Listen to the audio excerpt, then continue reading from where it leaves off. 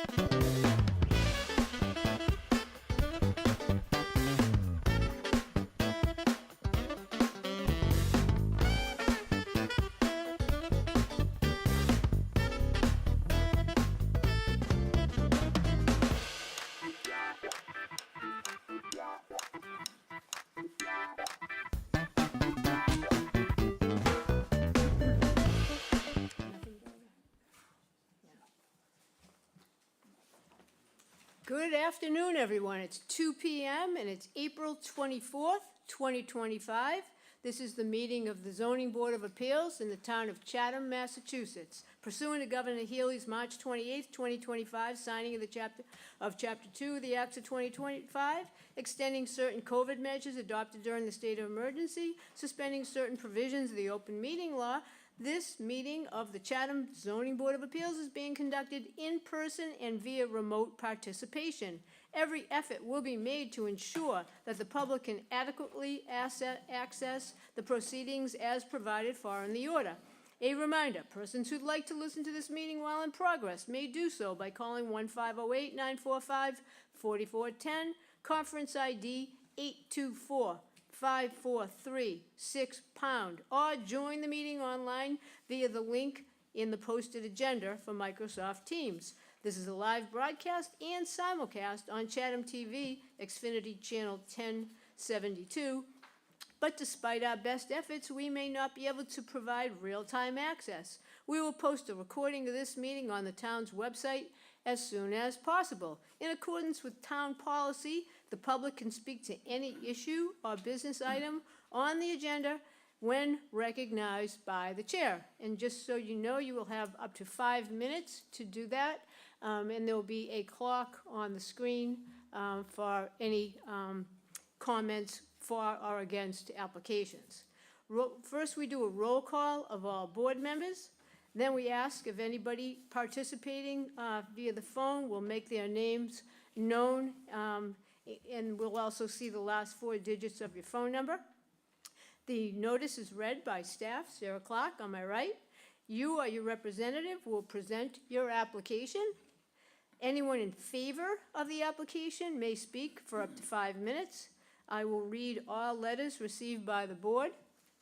Anyone against the appeal or application will have time to express that, and if there's any questions at that same period of time for up to 5 minutes.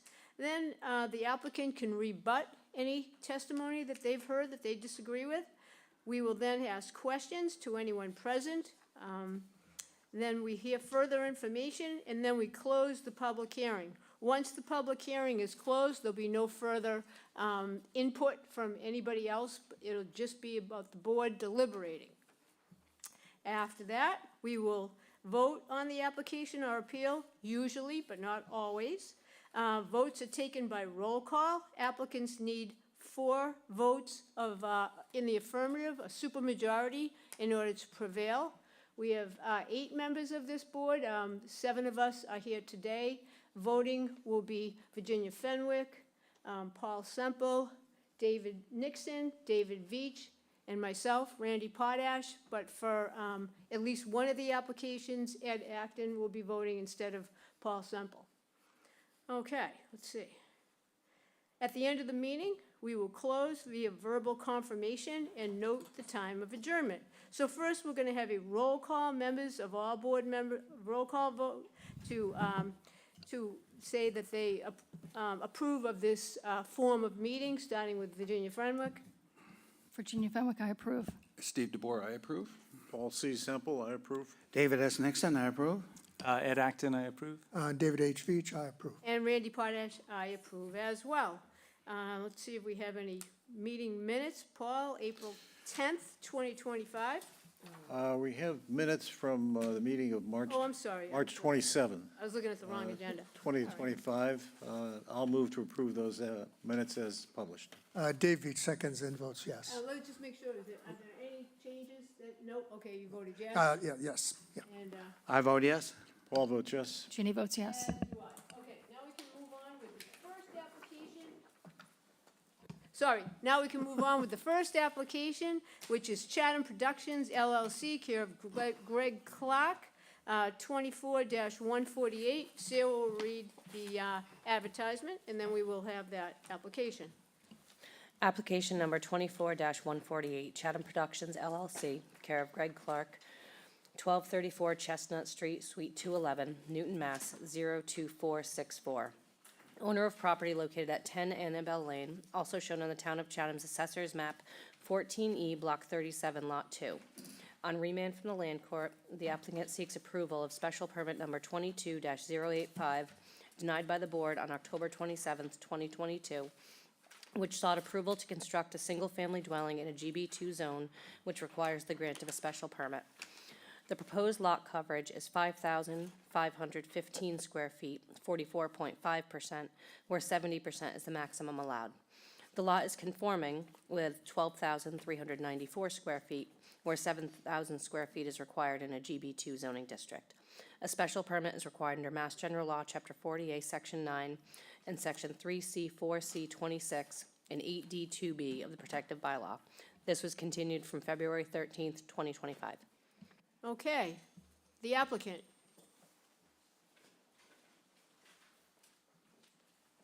Welcome, Mr. Clark. Good afternoon, Chair and board members. I'm here representing Chatham Productions. Could you just Regarding- state your name for the record? Because Gregory Clark. Thank you. I'm here representing Chatham Productions in this, seeking a special permit to build a home on 10 Annabelle Lane. So Chatham Productions proposes to construct a three-bedroom, single-family home at 10 Annabelle Lane. It's in the GB2 zoning district. The property contains 12,590 square feet of lot area and 12,390 square feet of buildable upland. The proposed dwelling will have 3,514 square feet of finished space. The unfinished basement and garage will have an additional 1,768 square feet, making the total gross floor area 5,282 square feet. Pursuant to the definition of building coverage in the bylaw in Section 2B21, building coverage means the buildable upland portion of a lot which is covered by buildings, including porches, but excluding parking areas, pools, decks, and any other permanent structures which do not have roofs. The proposed dwelling building coverage is 1,855 square feet, or 15.0%. Where there is no restriction pursuant to the definition of the lot coverage in the bylaws in Section 2B65, which defines lot coverage as the buildable upland portion of a lot covered by buildings, driveways, parking areas, pools, tennis courts, decks, and any other permanent structures, the proposed dwelling's lot coverage is 5,515 square feet, or 44.5%, where 70% is allowed. The criteria for the special permit include several different items. The first is the adequacy of the site in terms of the size for the proposed use. The proposed use is a single-family residential use. The minimum required lot size in a GB2 for that use is 7,000 square feet of buildable upland. The size of 10 Annabelle Lane is 12,394 square feet of buildable upland. The building coverage of the proposed single-family residence is 15%, and the lot coverage is 44.5%. This coverage is in compliance with the Chatham bylaws per Appendix 2, and in a GB2 zone, there is no maximum building coverage. However, the maximum lot coverage allowed is 70%. This design is well below that limit. Many of the surrounding properties do not meet the 7,000 square foot buildable upland requirements, while many others meet this requirement but contain less buildable upland than 10 Annabelle Lane does. These properties are identified on the map and charts that we provided, and their sizes were confirmed by the assessor's officials' records, which were previously attached to our previous application on November 2nd, 2022. Per the decision dated October 4th, 2024 regarding Land Court Case Number 22, the Zoning Board of Appeals rejection of 10 Annabelle Lane on October 27, 2022 was null and void.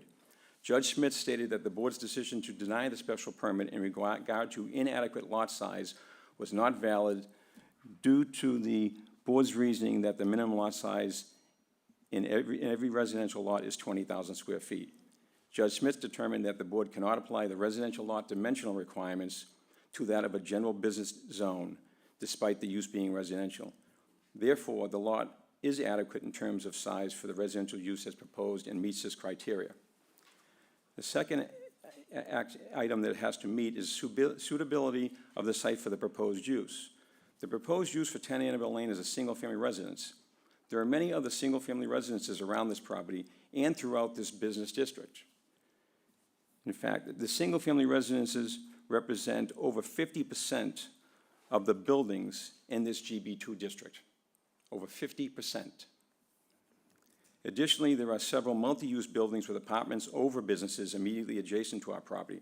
Those are not included in that calculation of the percentage. All of these residential and multi-use buildings blend very well with the few business properties in this business district. Accordingly, the proposed single-family use for 10 Annabelle Lane is suitable for this location. Therefore, the proposed use is suitable for this lot. The third factor is an impact on traffic flow and safety. 10 Annabelle Lane is one of 4 approved building lots in the subdivision with access onto Depot Road. The subdivision was engineered to provide any vehicles leaving the subdivision with a clear view of any vehicle, pedestrian, or bicycle traffic in both directions prior to exiting the subdivision. This design provides for the safety of vehicles, cyclists, and pedestrians. The number of vehicles entering and exiting the subdivision on Depot Road will be minimal. 10 Annabelle Lane is proposed for a single-family home, and unlike potential business uses, there will not be a constant flow of traffic from this residential property. Therefore, the impact of traffic flow from 10 Annabelle Lane will be minor and meets the criteria. The fourth item of criteria for this special permit is impact on neighborhood visual character, including views and vistas. 10 Annabelle Lane is not clearly visible for any of the adjacent roads. The existing buildings on Main Street block any view from Main Street, and the town-owned lands, trees, and adjacent structures block any view from Depot Road. The view from Veterans Field are not affected either by the construction of a house on 10 Annabelle Lane. 10 Annabelle Lane does not abut the town property at the Weston Veterans Field. As nothing is currently planned to be built on 15 Annabelle Lane or 20 Annabelle Lane, there will be a 75-foot tree and vegetation buffer between Veterans Field and 10 Annabelle Lane. As a result, there is no negative impact on the neighborhood's visual character, views, or vista. Per the decision dated October 4th, 2024 regarding Land Court Case Number 22, the Zoning Board of Appeals' rejection of 10 Annabelle Lane on October 27th, 2022 was null and void. Based on evidence at trial and supported by Judge Smith's on-site viewing of the property, indicated that 10 Annabelle Lane would be obscured by trees, vegetation, and other structures, that it would not have a visual impact on the neighborhood's visual character. Specifically, Judge Smith stated that the first floor being 10 foot above the driveway is not a valid reason to deny a permit, as the approved building still meets the height limitations. Therefore, as long as height requirements are met, differences in current grading will not be a negative impact on the visual character of the neighborhood. This proposed residence will have no impact on the visual character of the neighborhood and meets this criteria. The fifth criteria item is the adequacy of method of sewage disposal, source of water, and drainage. The sewage disposal and water supply are being provided to 10 Annabelle Lane through connections to the town sewage and town water system. These connections were designed and shown on the approved subdivision plans, and the engineered calculations for the drainage system were provided with those plans also. All rainwater will be contained within the subdivision in each lot. Underground recharge units will be installed, and no water will run off of these lots to any adjacent property. These water and sewer system connections and drainage systems were approved by the appropriate town agencies having authority over these systems. Therefore, the town has confirmed that the proposed sewer, water, and drainage systems are adequate. The sixth criteria is the adequacy of utilities and other public services. The drainage system on 10 Annabelle Lane in the subdivision is self-contained on the property and engineered to handle the flow of all of the rainwater. The water and sewage systems are town systems, and these connections have been reviewed and approved by the town agencies having authority. The electric and gas requirements have been confirmed with these utility companies to be adequate availability at 10 Annabelle Lane. The design of the road and the capability of emergency vehicles access has also been reviewed and approved by the town authorities. Therefore, the town has confirmed that the proposed road, the electric, the gas, the sewer, the water, and the drainage systems are all adequate to support a single-family residence in this property. The seventh criteria is noise and litter. There will not be any outdoor trash disposal containers on 10 Annabelle Lane or any of the other lots. The owner of the single-family home will keep the property free from litter. There will not be any unordinary noise from the use of 10 Annabelle Lane as a residential single-family home. Unlike some of the surrounding businesses, there will not be a constant flow of vehicles, customers, or workers, and the noise levels will only be that of a standard single-family residence. Therefore, noise and litter will not be an issue at 10 Annabelle Lane. The eighth criteria is the compatibility of the proposed use with the surrounding land uses. The majority of the properties within the surrounding area include residential components. Many of these properties contain single-family residences. 10 Annabelle Lane has been reviewed and approved by the HBDC to conform to HBDC's guidelines, therefore ensuring that the visual character of the town in this business district will be improved. Additionally, the HBDC will perform a full review of the final landscaping proposal for 10 Annabelle Lane. That's within their purview. We have also shown in our preliminary landscape plans our intentions to plant buffer trees and some fencing along the abutting property line between lots. Per the decision dated October 4th, 2024 regarding Land Court Case 22, the Zoning Board of Appeals rejection of 10 Annabelle Lane on October 27th, 2022 was null and void. Judge Smith affirmed that the HBDC's determination that a project is appropriate for the neighborhood is not binding. Judge Smith wrote that simply stating that the proposed building is not compatible when the immediate neighborhood is characterized by mixed uses with many residential uses interspersed with traditional businesses is not sufficient. Therefore, the proposed building is compatible with the surrounding land uses. The neighborhood will not have a dramatic change. The use we are proposing currently exists all around our property and around the adjacent town-owned property. There's the town-owned parcel along Depot Road, which currently provides a 25-foot natural tree buffer between the road and the majority of the property, our property along Depot Road. This barrier will remain. Additionally, along the left center field line from the scoreboard over to the left, there's a 25-foot buffer of trees on the town's land which will remain. And additionally, there's currently a 30-foot vegetated buffer from the 20 Annabelle Lane lot that has no current plans for any development. This will provide a deeper vegetation barrier. Therefore, there is not a detrimental impact on the neighborhood and the town's visual character. The ninth criteria is the impact on natural environment, including slopes, vegetation, wetlands, groundwater, and water bodies. There are currently no wetlands, groundwater, or water bodies on or adjacent to our property. The existing vegetation does not contain any protected tree or shrub species and consists of trees and shrubs entangled with invasive plants. Our proposal includes removing these plants and trees and planting native trees and plants. Each property line shared within a butter will have trees planted to provide privacy separation. Plants which require less water will be installed to minimize the need to irrigate frequently. There will not be any area on 10 Annabelle Lane where water runs off of onto an abutter's property. The new trees and plants will invite birds and other animals to come to the property to find food and nests. Therefore, there is no negative impact on the natural environment by this proposed residential home. The 10th criteria is the impact on neighborhood and town visual character of any formula business establishment. This is not a proposed formula business establishment, so this criteria does not apply. In the plans that we provided, I don't know if we can, if we can go to the Clark engineering drawing. Okay, the Clark engineering drawing provides what is required by the criteria. He identifies and he shows the site coverage down at the bottom here. He shows the proposed drawing. You have to stand at the microphone in order to talk. I can't point to it. You can use the pointer. Okay. So if you look in the bottom of the middle of the page under Lot 2, it has he identifies the site coverage. He gives you the proposed building coverage, and he gives you the proposed deck and patios coverage and the proposed driveway coverage for the total coverage, which equates to 44.5%, 44.6%, well under the 70% allowed in this district, and in line with most of the other properties in this area. To the right of that, he has a chart with, it's labeled up top, just above it, building coverage. The proposed dwelling, he gives you that building coverage number and shows that it represents 15.0% of the overall upland of the lot. And that is within the criteria also. And then the chart, what the chart does is it shows you there's a restriction on height of buildings within the district. And it shows you the height elevations calculated from our architect's plans by the engineer. He gives you in the middle of the building there, he says proposed 3-bedroom dwelling. He gives the ridge height, he gives the first floor height, and he gives you the top of foundation height. He calculates down below the height. The maximum height is determined by an average of the grades around the building. It's not just pick the highest or lowest grade, it's done by an average.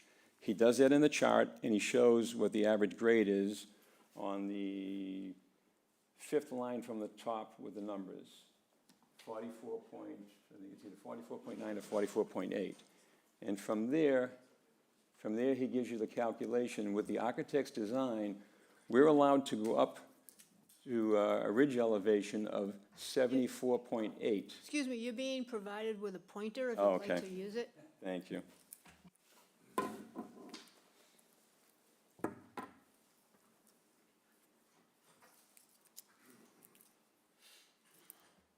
Okay. So right here, he gives you the average grade, which is 44.8. And then he tells you on the next line, 44.8 for the 30-foot height is 74.8. That's what's allowed, 30 feet from your average grade around the building.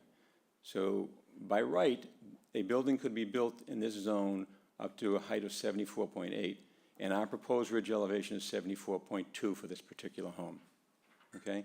So just pointing out, all done by an engineer, certified, calculations to meet the guidelines that the town has put together, and it complies with the requirements, okay? I'm not going to take you through the plans themselves. I don't think we need to go through the building. We saw it the last time we were here. Nothing has changed. I think it's a beautiful design done by Mark Zebrot, and we hope that you'll see fit to allow us to build it. Does that conclude your presentation, sir? No, hold on one second. So we received some documentation from the town this late yesterday. Am I to address that now or wait till it's presented and then address it on rebuttal?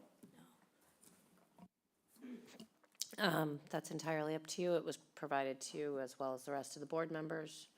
I will get a chance to rebut after it's presented? Yes. Okay, I think I will do that.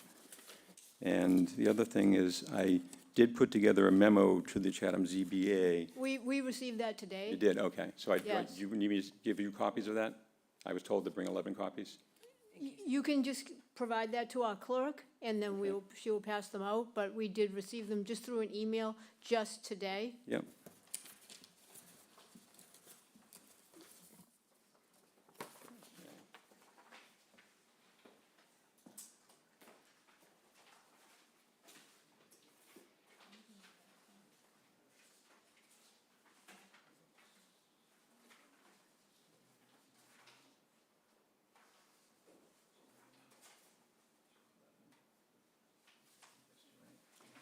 Yep, thank you.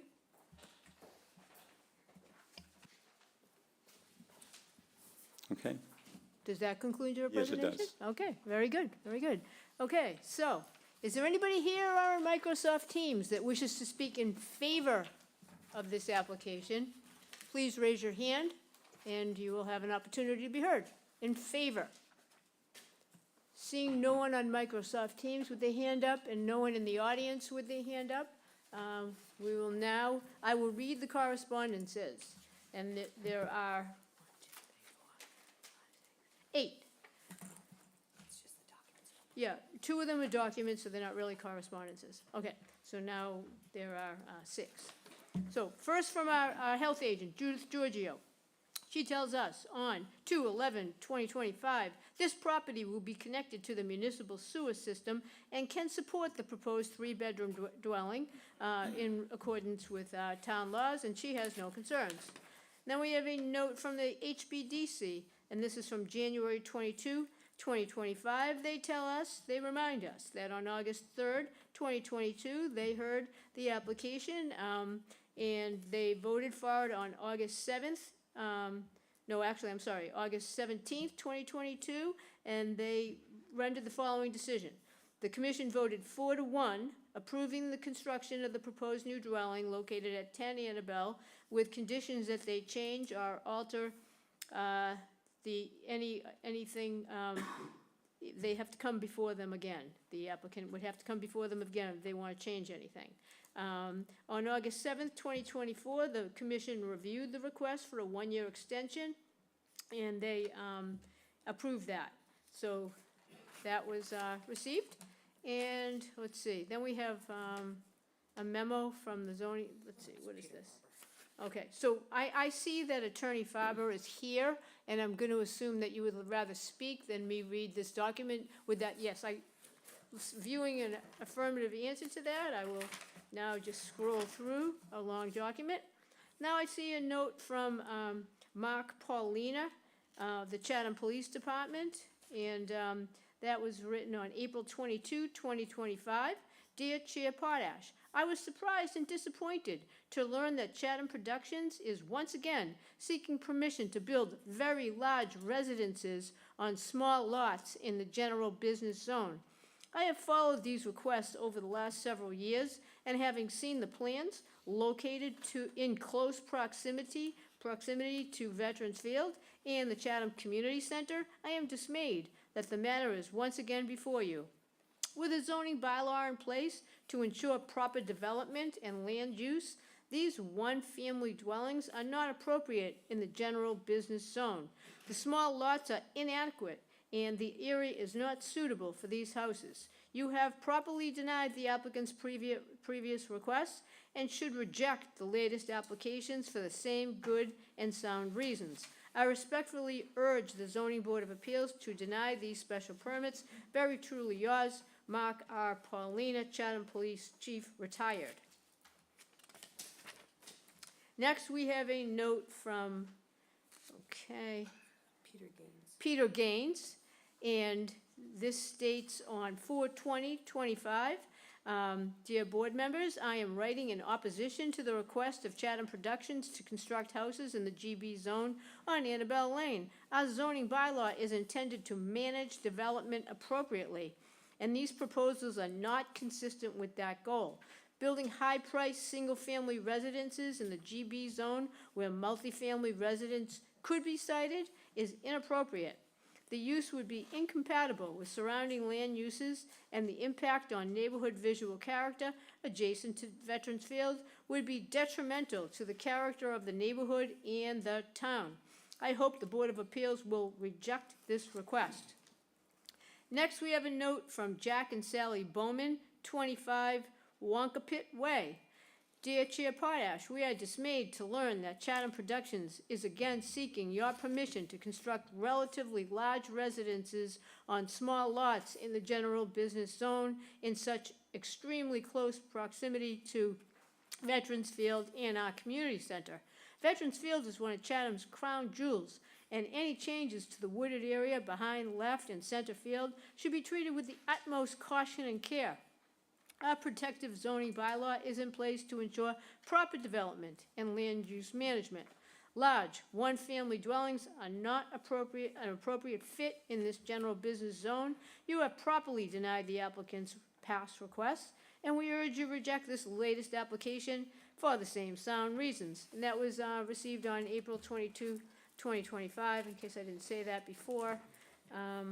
And then we just have, and then we have some materials that were provided by David Nixon and David Veach of Chatham. Okay, now, is there anybody here or on Microsoft Teams who wishes to speak against this application or has a specific question? I see a gentleman approaching, and I assume that he would like to speak. He knows the drill.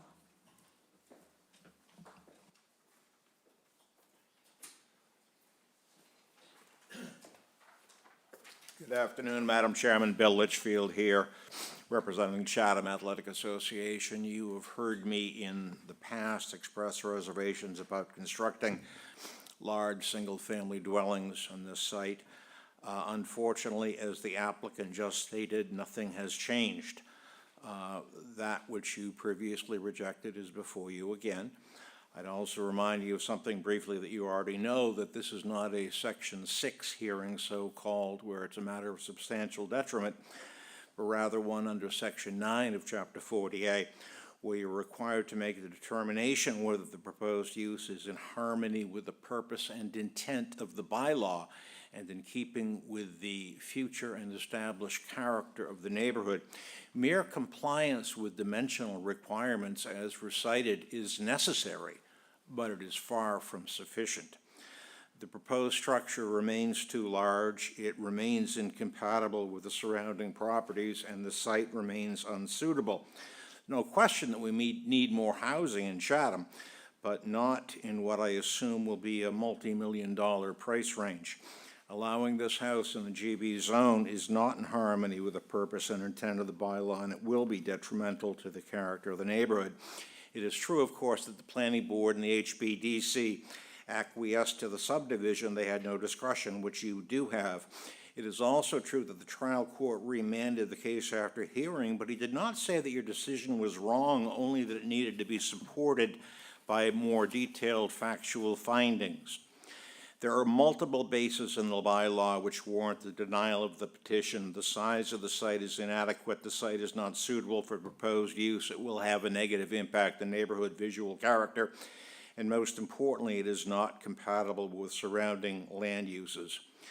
Without importing the requirements of the residential zones into this GB neighborhood, you can find that the town voted 40 years ago to end residential development of small lots. The bylaw that we have allows multifamily and commercial uses with apartments upstairs on GB lots as small as this, but single-family residences are not an as-of-right use in the GB zone. One stated purpose of our bylaw is to prevent overcrowding of land, and another, not inconsistent, is to provide housing for persons of all income levels. Building a house like this on this lot where apartments could go frustrates not one but both of those purposes. As to suitability of residential development in GB zones, you have in recent years properly rejected at least 2 proposals to build single-family residences in the GB zone. I'm not talking about the prior ones on Annabelle Lane, but both 410 and 442 Main Street you did so, and you can do so here again. The voters decided a number of years ago to reduce the commercially zoned areas in town, but they sensibly left this area as one in which commercial development could be allowed. It is obviously adjacent to the municipal zone with the fire station, the elementary school, and of course Veterans Field, which are long established and allowed uses. The site is not suitable for single-family residential use, or development rather. In addition to being poor land use, the nature of the adjacent uses illustrates why it is not suitable. As to neighborhood visual character, any one of the several houses proposed today might be unobjectionable in the residential zone, but they will have a negative impact in this location on such a small lot, especially in combination with the other proposed today and others that may follow. By way of small example, the gross floor area of 101 Depot Street, diagonally across the street, is less than, and that's the former Nickerson Lumber headquarters, that's less than the gross floor area of this proposal. And while not directly abutting Veterans Field, there is no question that it will have some, and I think significant, detrimental impact. Most importantly, this development will not be compatible with surrounding land uses of 24 adjacent properties. Only one at 22 Post Office Road is a single-family dwelling, and that is a non-conforming pre-existing use. I recall some of the comments made at the special town meeting in October of 2020 when the voters unanimously rejected this developer's previous efforts at changing our zoning bylaw. Except for motions to adjourn, we rarely see unanimous votes, but we saw a unanimous vote by the 300-odd voters who were present. As one person at that hearing said, we're all in favor of rehabilitating Monomoy Theater, but that can be done if there's a genuine will to do it consistently with our zoning bylaw. It might not reap the same financial benefit as that voter said, but there's a need and a desire for some form of modest housing on Depot Road. The real estate market and the profit motive really shouldn't decide land use decisions or those of this board. And again, it's a stretch to say that Judge Smith said that all was well with this proposal. He simply said that if you did reject it on remand, you could do so provided the denial was supported by factual findings. In Counsel, summary, I'm sorry, I don't know how that happened, but that's not accurate. Your 5 minutes is definitely up.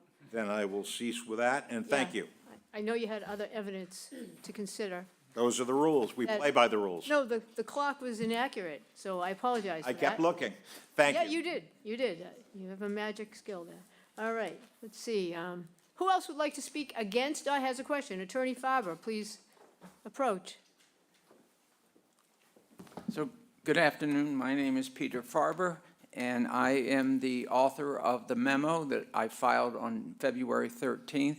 I'm certainly not going to repeat what's in there or reiterate. Hopefully, each of the members has had a chance to review it. What I am going to do, though, is just focus on 2 points, and I don't want to repeat Mr. Litchfield's comments either, which are very well spoken. But Judge Smith missed the most important case that addresses a situation like this. And that actually originated from this town. That was in 2001, and it was Davis versus the Chatham Board of Appeals. Not one comment in Judge Smith's decision regarding the leading case on the responsibilities of a Board of Appeals. And as Bill Litchfield mentioned a moment ago, this is not a Section 6 case. We're not talking about substantially more detrimental. We're not talking about an expansion of a non-conforming dwelling or other structure. This is purely under Section 9. And in my memo, and here today, I will read you, because it's in our bylaw, the very statement that is the leading statement in Section 9, and it's found in our bylaw in Section Roman numeral 8, C4. So I'll read you just the first sentence. Special permits may, very important word, be granted when it has been found that the use involved will not be detrimental to the established or future character of the neighborhood and the town, and the conjunctive, when it has been found that the use involved will be in harmony with the general purpose and intent of the bylaw.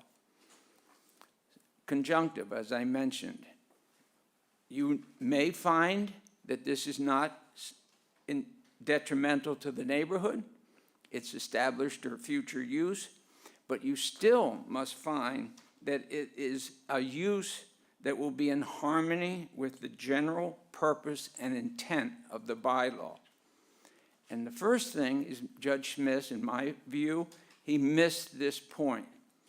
He thought that what you did back in October of 2022 was to take the 20,000 square foot minimum lot size applicable in the residential zoning districts and applied it to the general business district.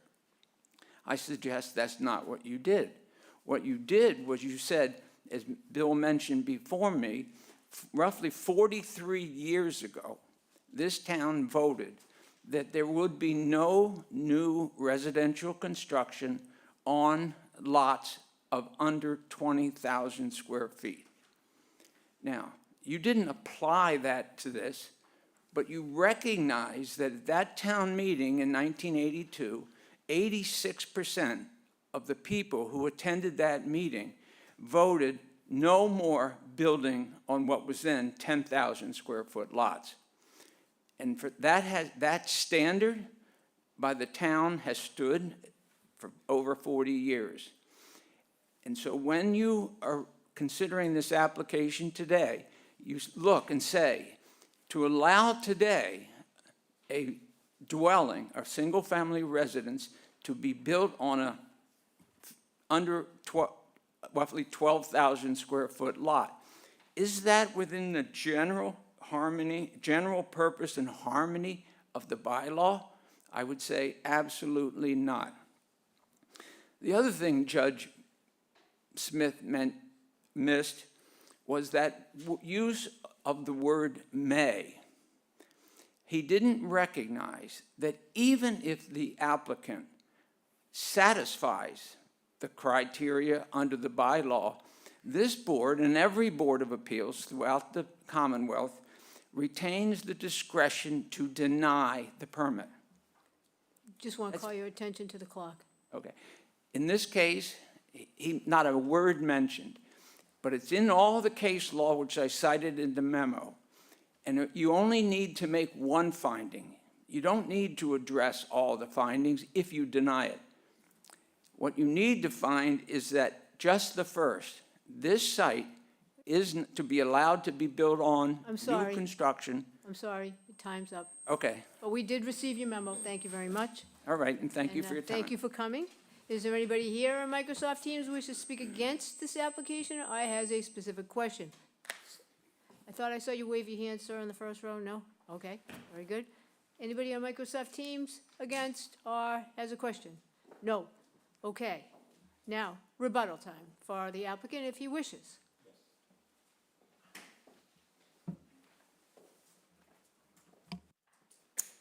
Again, Greg Clark for Chatham Productions.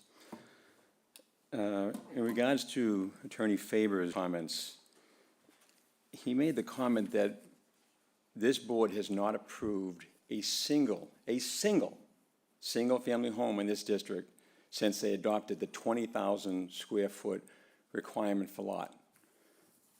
That's an incorrect statement. And we didn't even research this.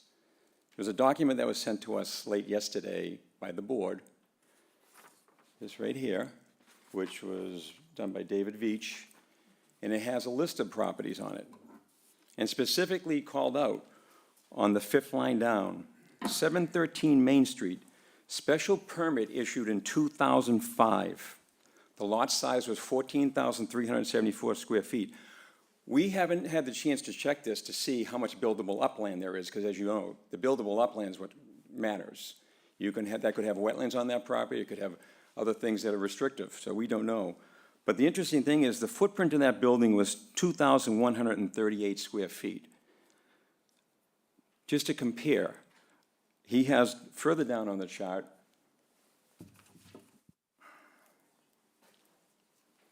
so up here he has 713 Main Street, special permit issued 2005, lot size 14,374. 10 Annabelle Lane is 12,590 square feet. The footprint of the building that was permitted was 2,138. Ours is 1,855 proposed. The gross floor area, 6,138 square feet. Ours proposed 5,282. And the living area, 4,000 square feet that was approved to ours at 3,514. The percentages, our percentages are lower. Our percentage on that, our percentage is lower on the overall coverage, the footprint, and the living area. And if you look at the next building down, which we have not presented yet, 5 Annabelle Lane, those numbers are very similar. Our numbers are smaller than what was approved up here. So to make this, the statement that the town decided that you could only build in the GB2 a residential building if the lot was 20,000 square feet is incorrect. And the second thing I'd like to say regarding Attorney Faber's comments is, he wrote a memo, we got the memo ourselves yesterday and looked at, but we didn't really pay too much attention to it because Judge Smith has been in the land court for quite some time. For him to accuse Judge Smith of making an error in his decision that he believes, that's his interpretation. But Judge Smith is the judge. He didn't make the decision on this case in a matter of hours or days. He did significant research. He had presentations by both parties. His decisions are based upon the proper case law, not the case law that Attorney Faber represented to you today, okay? And then regarding Mr. Attorney Litchfield's comments, I mean, again, it's not really telling you the whole story because the guidelines in GB2 do not allow you to build multifamily residential buildings. So to say, the same thing, one of the, someone wrote a letter against our project saying, why aren't they building multifamily there? Well, if you go back and if you look at the memo that we sent to you, it clearly tells you the story. When we first came and purchased this property, we attempted to put multifamily back there because we asked the town, what do you need? They told us multifamily would work. However, we're in a GB2 zone, which doesn't allow it. So we're gonna have to come up with another way of doing it. We can either go with a 40B, which we did not want to do, or we could look at doing an overlay district. This was in conjunction with members of the planning department of the town.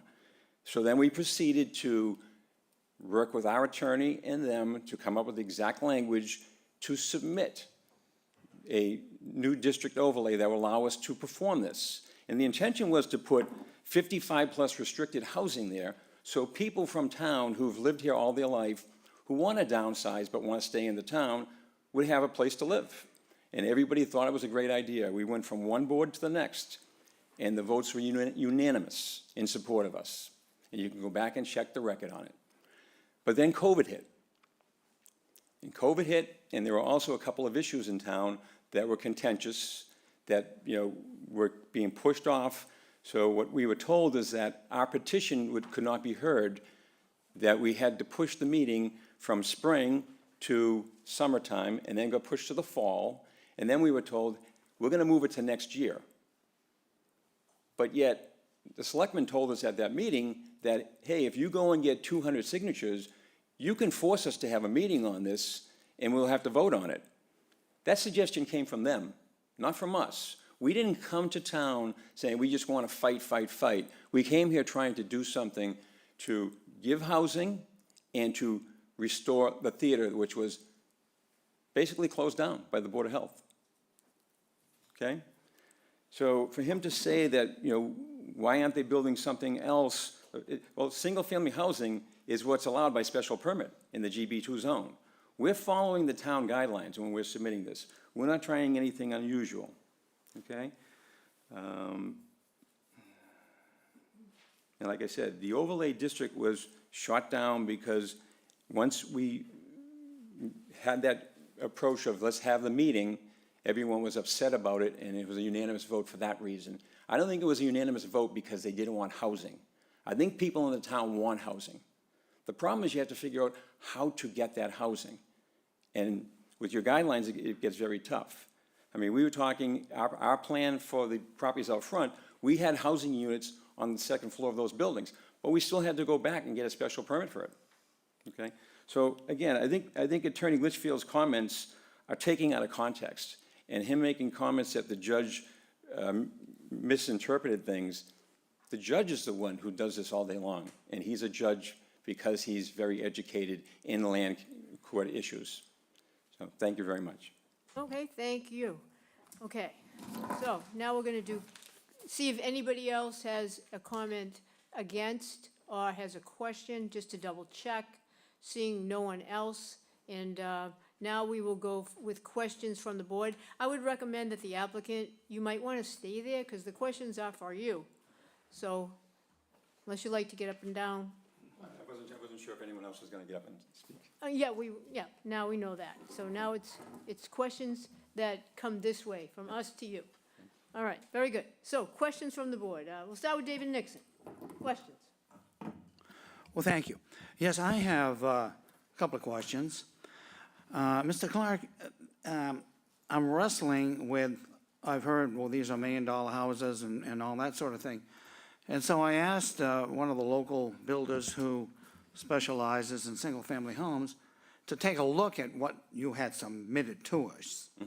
And so he did some computations and then figured out what the land cost, and you gotta build a road, and you gotta build all this kind of sort of thing. So it seems to me that, and we want to include a profit for you, and he was using 35%. I don't know how that works with you. Not bad, right? Okay, well, anyway, so we came up with the idea that these homes would have to be marketed in the $4 to $6 million range. Is that a number you can confirm for me? Or if I'm all wet, tell me why and what the correct number would be. They would be just over $4 million. Okay, all right. Okay, thank you. Secondly, I have a question for Mr. Litchfield. And Mr. Litchfield, there was a lot of remarks made about some of the comments you had made. I would be appreciative if you could address those, please. Thank you, Mr. Chairman. Very briefly, I did not say anything suggesting that Judge Smith had misinterpreted the law or otherwise. And I think you might have seen me rise with a degree of ire for that misrepresentation, because that was patently false. What I said was that the judge's decision said that he could have, first of all, he could have overruled the board and issued the order or ordered the issuance of a special permit. He did not. He instead remanded it and said that you could approve it with appropriate conditions, or you could deny it with factual reasons supported by the factual record. Thank you. Okay. Ed Acton, questions? I have a question for Mr. Clark. Okay.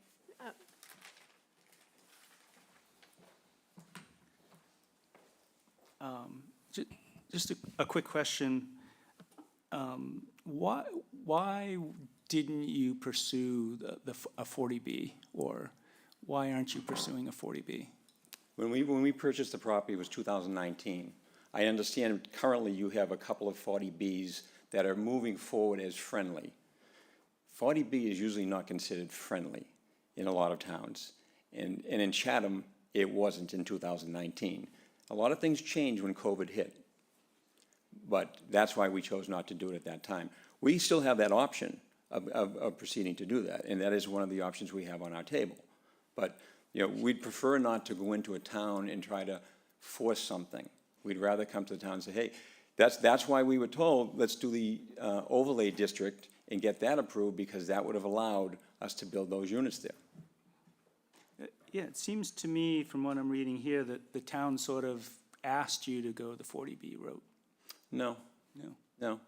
They said, they suggested the 40B or the overlay district, and we told them, we said, we don't feel like fighting with the town over 40B, because I personally was involved in some other 40Bs years ago, and usually they're contentious. Like I said, you have two in town that are currently moving. I don't think either of them are settled yet, right? Correct. Okay. All right, thank you. Thank you. I'm going to go over here to Paul Semple for just questions. I have no additional questions. All right, and does Steve have any questions? I guess just one. This lot is the lot that's down in kind of a hole.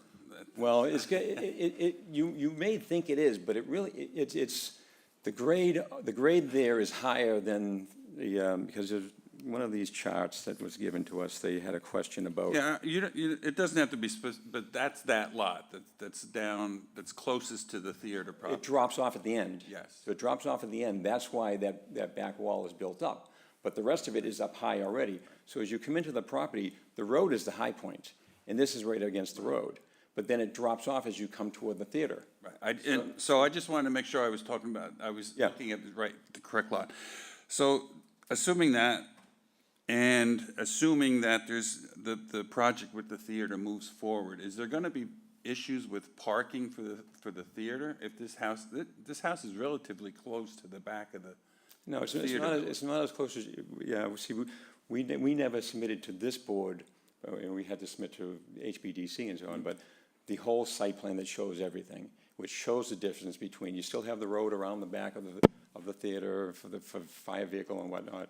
So, actually, there's more parking out and back, that we've created under that proposed plan, Okay, okay? thank you, thank you. Okay, I'm gonna go to David Veach now. Questions? Yeah, Sarah, perhaps you could put up that plan that I think Mr. Clark just referenced.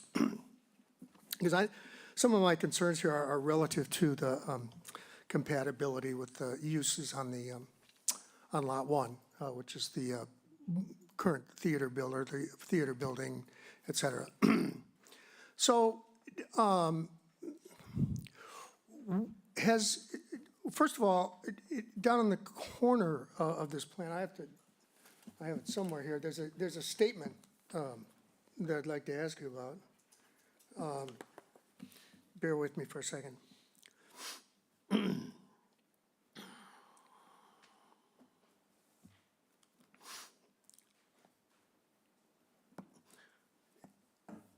And it's not right there on the screen, but I'm going to read. So this is listed, and it's listed as option B, proposed if lots 3 through 5 receive approvals each for 3,800 to 3,990 square foot homes.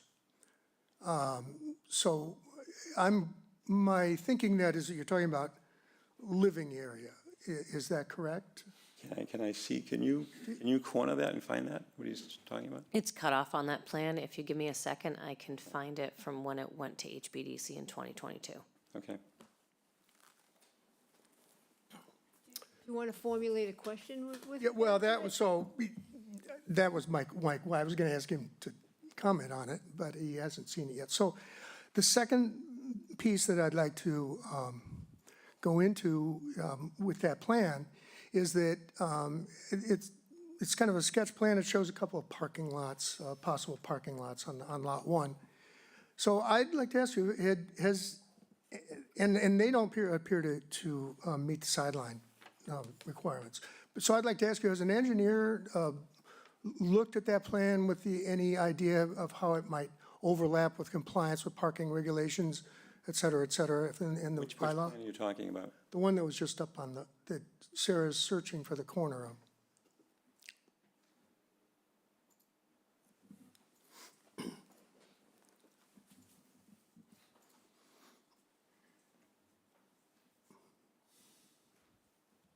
In the meantime, we could see if Ginny has any questions, and then we can go back to that. Yeah, Fair sure. enough? I'm at 5. All right, Virginia Fenwick, questions? Yes, I have a few for you, Mr. Clark. I want to start with your criteria narrative, specifically suitability for site criteria 2. In your second sentence there, you say, there are many existing single-family residences around this property and throughout the business district. Are you referring specifically to GB2 when you're making that? Yes. Okay. Yes. So around this property, but within GB2, is what you meant by that sentence? Right, so we did a chart, we did a chart that shows the GB2 area, and we labeled each of the properties. It was this chart here. We took it, so you have to, this one doesn't have just the GB2, this has the areas, but this property across the street on Main Street is part of GB2 also. And that has many single-family residences on it, okay? And then GB2 also extends downtown, past the center of town, on the left-hand side as you're heading east. And the percentage of single-family residences in that portion of GB2 is greater than 50% also. Okay, well, that's why I'm asking you to be very clear about that sentence, because do you have a number? I have seen that chart, as you mentioned, it was provided. Do you have a number? You say So in many existing single-family. In GB2, in the section just around Depot Road and Main Street there are 44 properties, not including municipal land properties. 26 of them are residential only, okay? And then the other portion downtown, near the Isaac Hardy Lane and so on. There are 20 properties, 11 of them are residential only. In addition to that, there are several others that are, as you know, commercial with residential apartment component above them. Sarah, do we have that chart that Mr. Clark is referencing? The chart that's GB2 and actually beyond GB2? The map? Yeah, the map, I'm sorry, yeah. That Mr. Clark was just referencing.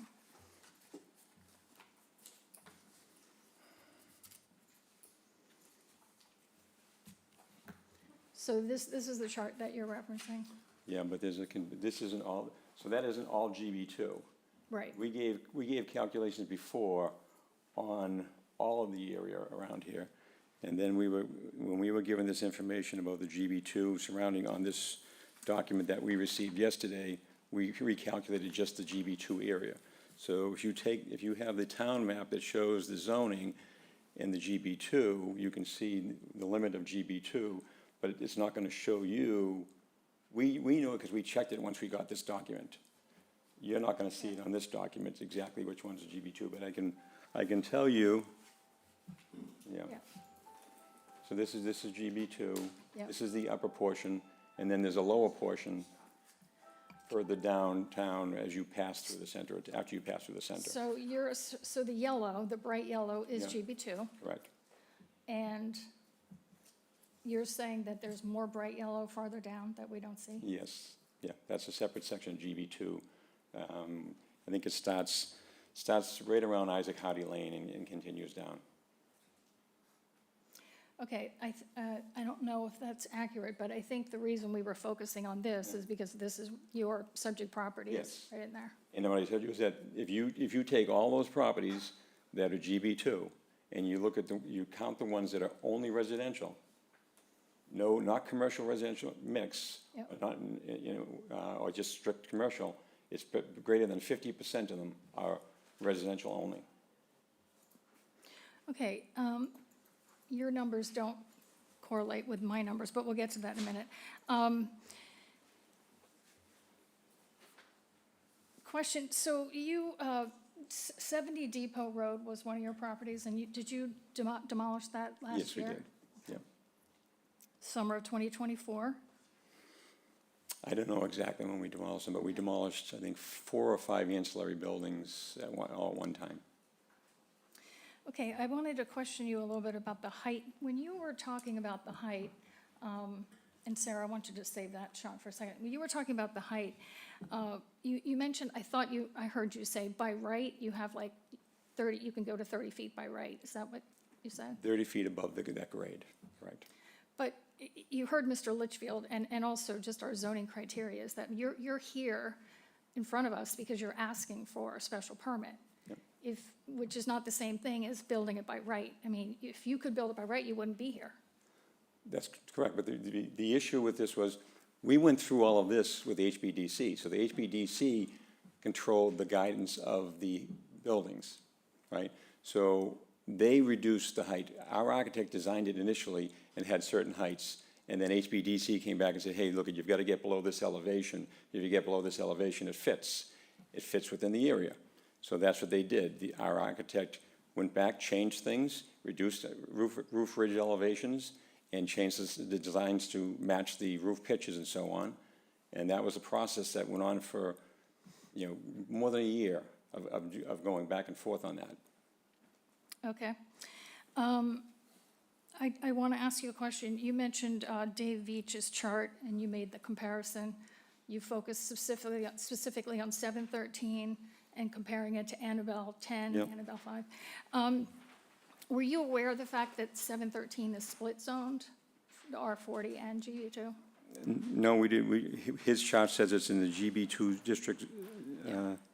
I just wanted to point that out because when you were making that comparison, I thought you maybe didn't know that. Oh, Because it's right there, and 713 is in the GB2 zone. no, it's split zoned. It goes down into R40. The light yellow is R40. Why was there a special permit issued for it? If it was Because it was split zoned, and the house that you see right there was rebuilt, but it was originally an R40, the house. So that's why that one is showing as a special permit. I just wanted Yeah. to clarify that with you, because you, But I think the fact that it's built on all the land, the building is on the land that's in the GB2, it should have had, come under the GB2 requirements. well, they wanted to move it up and line it up with this, for the streetscape with the houses that were next to it, right on the road. Yeah. That's just, I'm just clarifying for you, that's one of the reasons the special permit was allowed for 713. We will look that up and see. Okay, so I wanted to ask you a question, going back to the chart with all the homes on it, the circles. Yeah, this one. So the reason I was asking about your statement and criteria too about the adequacy is, so a lot of green circles on this chart, and I wanted to ask if you were, for example, counting, including the ones above the ball field, I mean, the elementary school, and you're saying, no, you weren't? They're not in GB2. Exactly, okay. So I also did some research on this chart. Sarah, could you pull up the? And I guess my question for you is, do you agree with this analysis that I've done? Because you said, when I asked you for a number, you said you thought the number was 30, 40 homes that were in GB2? What I said was, there are two sections of GB2. The portion up here on the the westerly portion of GB2, because we do have the map showing the other portion of GB2, correct? But they are one district. So are all of the homes that you're talking about in that district, which I did not include because it's not No, relevant to your no. locus? In this zone right here, there are 26 residential-only properties. 26. Within this hashed out, so what No, I the have. the hashed out is not GB2. Right, so that's why And it's even this hashed out. portion, even this portion up top here is not GB2, where the fire station, the school, none of that's GB2. Yeah. So, can I just go through this with you? So, because my question is, I'm trying to reconcile our numbers, because you're saying it with, certainty as to why it's the crux of the reason you're here. You want the special permit, and the previous, it's remanded to us because the previous board said you're not gonna get a special permit. Okay, so when I look at this, the black hash marks focus the area that's so the area within, inside of the black hash marks is GB2. Okay, now, I don't think that's accurate. If Sarah pulls that up, I don't think that's accurate. Okay.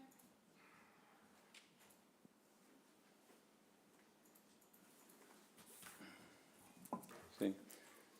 So what I did on the other chart, I've hashed out the areas to the left, the area to the top, the areas below. I think you had these properties included in it, and I think you had this property included in it, because I think you were in your hash mark here and here. Okay, Sarah, I wish we had a split screen, we could look at it. Okay, so I did not include, I'm talking black hash mark, not the red square. Yeah, the black hash mark is what you excluded, correct? Correct. Yeah, so this shouldn't be included, these shouldn't be included. Well, good, I'm glad you agree, because I actually took those out. I'm trying to narrow the focus here. So I X'd out municipal, the ball field, the items you're talking about. Yep. Not in the black, I started with the black, and then I'm looking in the center and saying, okay, which of these is single family? So we can get apples to apples. And so I got rid of, I nixed municipal, got rid of the condos, you see the legend on the side. That's sort of what I used to try to help you see what I was referring to. So I took out the condos, there were 11 of those. I took out multi-use apartments, there were 10 of those. Anything that's there in the red outline, which you see there, was small business. So they're taken out of the number because they're allowed use. And then I took out two-family homes. There were 4 of those. So when you subtract all those, you're left with 13 single-family homes. And 12 of those are pre-zoning. 6, 7, 8, 9. So 12 of them are pre-zoning. So we're really talking about one single-family apples to apples in that. No, you have 15 single-family homes that are dotted in green. And then these are all completely residential properties, all the ones in pink are 100% residential. They were done either by special permit or however they were done, but those are all residential only. And that's what we said. No, the pink are condos, so I took those They're out. they're residential condos. But they're condos. I'm talking correct. single-family home is what you said in Well, your narrative. Yeah. No, we say the residential only use. But I think what our member is doing is she is making pointing out the difference between a single-family home that one family lives in versus a condominium complex. Can you agree that she's just making that distinction? Yeah, we fully understand. Okay, I'm just But the wanted to use point is, it out. the use is only residential Yes, in the a use- GB2 district, that you're saying residential use is not allowed.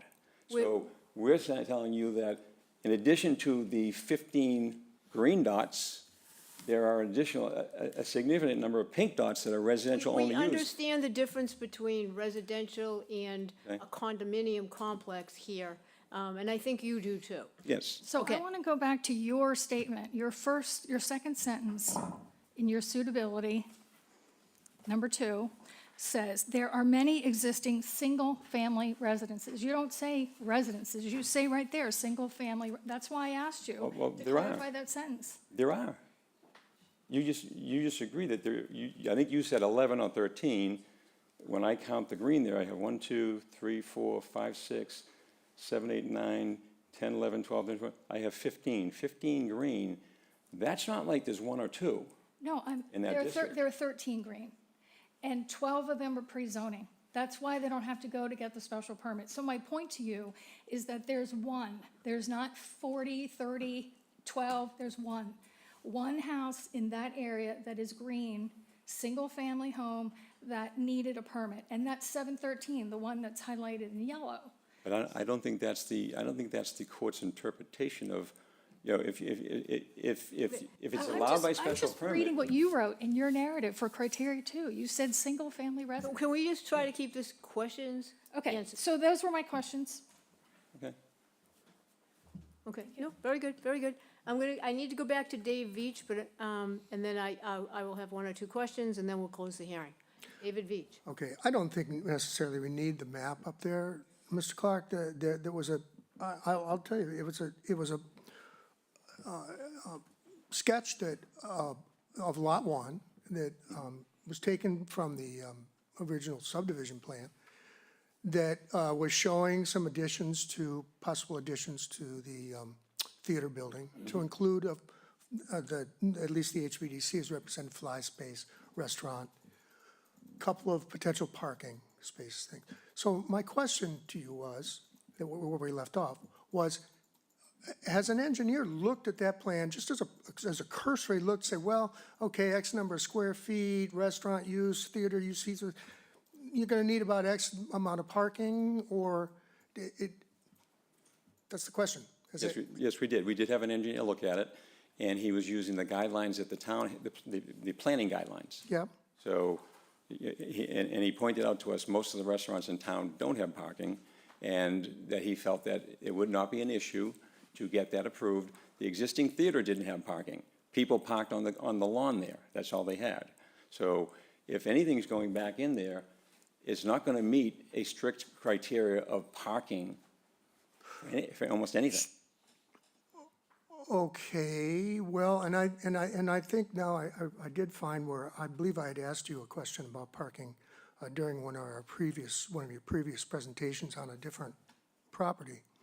And parking on this lot 1, or potential parking. And I think your answer was that, there's never been enough parking, and something along the lines of, if you're gonna have events there, then you would run a shuttle. Do you remember that? Yes, I do remember that. Okay. Correct. All right, so I'm just trying to get an idea of how much this has been looked at, and I guess I would also say, it comes to mind, I don't know if this is a question or not, but I read your recent communication we got this afternoon, and you have some indication of not of pursuing things where you don't need to go to any town boards, and We may ask the attorney to comment on that, Okay, perhaps. yeah, all right. If at all? Because it doesn't, it So doesn't have to be. I guess the only other clarification that I'd like to offer, just with Ginny and the numbers that she's, if you read the heading to the chart that I handed out and you got, what it says is single/two-family residences in the GB2 district surrounding Annabelle Lane proposal. I did not include the other portion of GB2, which is down on the eastern end of Main Street. So that's to help clarify some differences in numbers there. And I did include, but I noted in the list, if there were two-family, there was ones or three-family, and/or if they were condos. And I just made that distinction because the building code makes a distinction between one and two-family dwellings and other types. Okay. So I think as far as questions that I would have now for Mr. Clark, I think that's probably about it. Okay, very good. Well, and you're going to get to comment on deliberations. So Mr. Clark, I just want to, just maybe even for the viewers, I just want to clarify, you know that the HBDC looks at the architectural appropriateness of a property and opines on that, correct? They look at the size also. Okay, and isn't it true that the chair of the HBDC voted no? Remember that? No, I don't. Well, he did. We had four separate buildings. But at I the don't end know. of the day, the chair of the HBDC voted no, and he said, too much mass. If you don't remember, that's fine, but I'm asking you if you remember that. But I can tell you in good faith, that's exactly what happened. And then as to the HBDC, another member said, he voted yes, but also said, but it's too big. But because they were focused on the architectural appearance, because that's what their purview is. They have a different purview from us, right? I don't believe so. I believe it's conflicting the way the town's written, that they had us come back and forth over size. Not over features, over size. You don't want to agree that they have a different criteria than we do? Have you looked at their criteria and ours? Yes, we have. Okay, and don't you agree We that see- they're we- different? We see confusion between the two of them. You know, but don't you agree that they're different criteria? Yes, because they also, Okay, they thank also you. can. Just wanted to get the yes. They're different criteria. And we are not bound by an HBDC decision, are we? I don't know. No? I think you do. I don't. Okay, well, I'm going to just tell Can you. I respond to Mr. Veach's last comment? Sure. Okay. Isaac Hardy Lane, single-family homes, GB2 district. They were approved after this other house was approved. They're not in a split district. They're in a GB2. If you pull that up, you'll see. We submitted this in our first presentation. It was pushed aside because it's down the other end of town, but it's GB2. It sets the precedent. Okay? Thank you. Randy? Is this going to be a question? Yeah, it's a question. Yeah, Okay. I was looking at my list and I forgot that I had a question here. Jay, I wanted to ask you, because of a conversation we had, and I'd like to be clear about this. To our building commissioner, the question? Yes. Yes. Jay Briggs. With this new ADU bylaw in place, when we grant a special permit for residential use in one of the business districts, then I believe you told me that then those would then qualify for ADU, possible ADU by right development? Correct. The new legislation for the protected use ADUs Yeah. is allowed by right, as you say, even if the single-family dwelling use is only allowed by special permit. The ADU would be allowed by right. Okay. But then they would also, of course, still have to meet the septic or the Board of Health or setbacks and things. Board of Health, fire, and building and requirements. Dimensional requirements. Yes. Thanks. Okay. And I just have a question for town council. I know he's online. Welcome, Attorney Talaman. I have two questions for you, just to clarify for the record and anybody that's watching. Is the ZBA bound by the decision of the HBDC, the Historic Business District? No, not at all. Wait, you're In muted, fact, the judge- counsel? I'm sorry, you're muted. I'm not. One more time for the record. Can you hear me? Yes, now we can. Are we bound by Okay. the HBDC here on the zoning board? No, and the judge actually noted that. That's it. I would say what the HBDC does is evidence of something, but it is not binding in any way, shape, or form. It doesn't, it's a works in parallel to the zoning bylaws. They have a different mandate than the zoning board of appeals does. It might be of some facial use, but ultimately it's not going to be determinative in any particular case. And they have different criteria, is that right? Yeah, I mean, your criteria are pretty straightforward. It's right in your zoning bylaws. Their criteria are pretty straightforward. It's in their bylaws and the statutes that govern them. And they're not the same?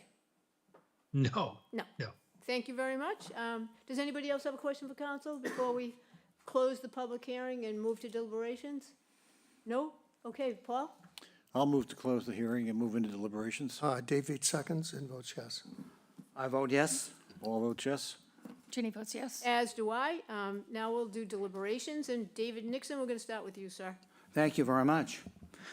You know, in zoning here and in other towns, but let's just talk about Chatham, the subject of neighborhood comes up all the time. Like if we just had a regular special permit, is it substantially more detrimental to the neighborhood?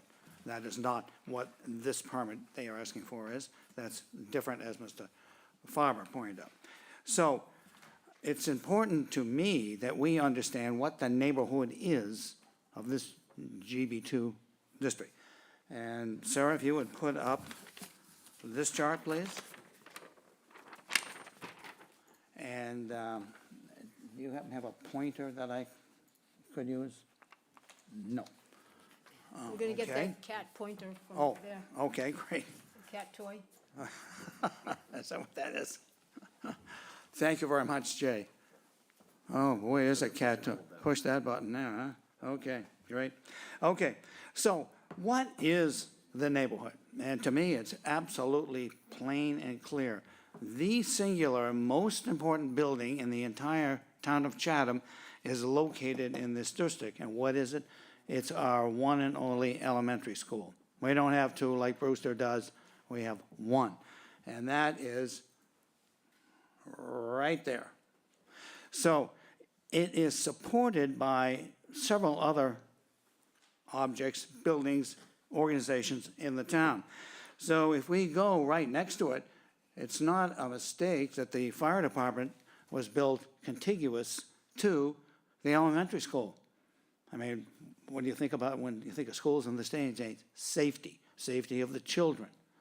So we have the fire department. I'm not worried about a fire there because they have fire drills all the time.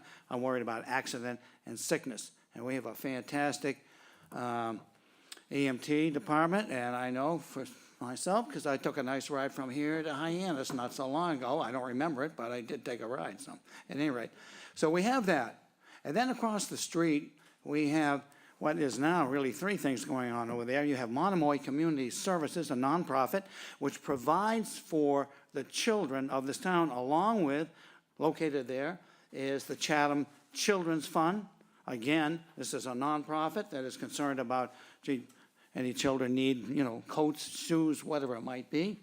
And also the Monomoy Community Services, they administer the child care voucher program for the town. So all of this is going on, and what happens is, and I have a grandson who has this in another town, at the end of the school day, some staff member across the street here, right here, goes across to the lobby of the elementary school and collects the children that need daycare. And they sign up in advance, and they march them across. I happened to be there not so long ago. The staff member got in the middle of the street, stopped everybody. It was kind of like the make way for ducklings, and all the kids came one and another across the street. And they got to the other side, and they looked down at one of our fantastic playgrounds. They screamed and yelled, and they were gone like a shot. It was just a wonderful thing to see. So this is a program that is available to any child in that school and also in the town. And you sign up in advance. So The family doesn't have to pick them up. I think it's 5:30 is the time that, this happens all the time. And that goes on in the summer and all that. It's a wonderful support for our school. Also, there's two great playgrounds. One is right here that was just mentioned. There's another playground over here right beside where the town water department used to be. Now it's a vacant house, and we can't seem to figure out what to do with that, so at any rate. So, and also we have, as part of all this, and again, support for the elementary school, the children. We have down here, we have the community center. And they have programs all year round, summer. In fact, I was trying to get a granddaughter in there the other day, and I think I'm a little late. We have the Little League field here. We have the Veterans Field, as Mr. Litchfield talked about. So that is what the neighborhood is. That is what that neighborhood is. It is focused on our one and only school. So I'd like to, Sarah, if you could put up my second chart, please. And incidentally, Sarah helped me with that previous, and thank you very much, Sarah. So what is this? Well, this is the sad tale of all. What's happening to our school? And this goes back 30 years. And if you look at the column over here, it tells you what the total population was starting. What you have is you have pre-K, K, 1, 2, 3, and 4. Those are the 6 years that the school handles. And if you look at where it started up here at the top, and just look into 2004. And in 2004, the school population was 297 pupils. Today, it's 146. That's less than half of what we had 20 years ago. This is dire. You can only lose so many pupils, and then what are you going to do? It doesn't become viable. And what are you going to do? So this is a crisis in town. We have other crises, but to me, this is number one. The last thing we need is to have the one singular privately owned lot of any size, which is the lot that Mr. Clark has been talking about. The last thing we need is to have that developed into single-family homes that, as Mr. Clark said, are going to retail for something a little over $4 million apiece. That is not a family with children. We need water over there that starts to provide children to bolster up the numbers that we have in our school. We can't afford to let this go away. It's that important. So with that, I will reiterate what Mr. Farmer and Mr. Litchfield said. When we come to the purpose and intent, and the bylaw we're talking about is this one right here, Town of Chatham bylaw, protective bylaw, and on page 1, the purpose of this bylaw is to manage growth and development in the town so as to ensure the appropriate use of the land, encouraging those qualities which distinguish Chatham as a desirable community year-round. And if you go through the various points, I want to highlight third point, schools. We have to consider schools. That's what the bylaw is telling us. Number 2, the provision of housing that we do needs to be for persons of all income levels. That's not going to happen if you build $4 million homes. It just is not going to happen. And the last one that I'll mention here is a preservation for present and future inhabitants of Chatham and historical assets of the community. Our school is, we can't have it go away.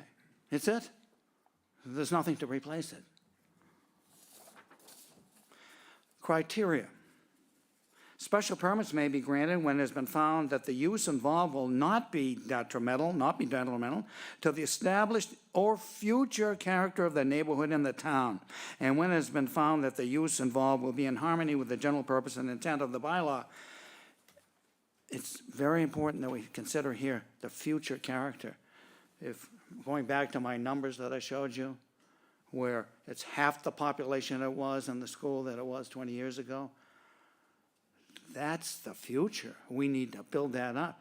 allowing this privately owned land to be used for $4+ million homes is totally wrong, and it's the absolute wrong way to go. It does not answer this criterion. Specifically, we could talk about the suitability of the site for the proposed use. For the suitability of this site, no, not for single-family homes that only mega millionaires can afford. Even a millionaire couldn't afford to live there.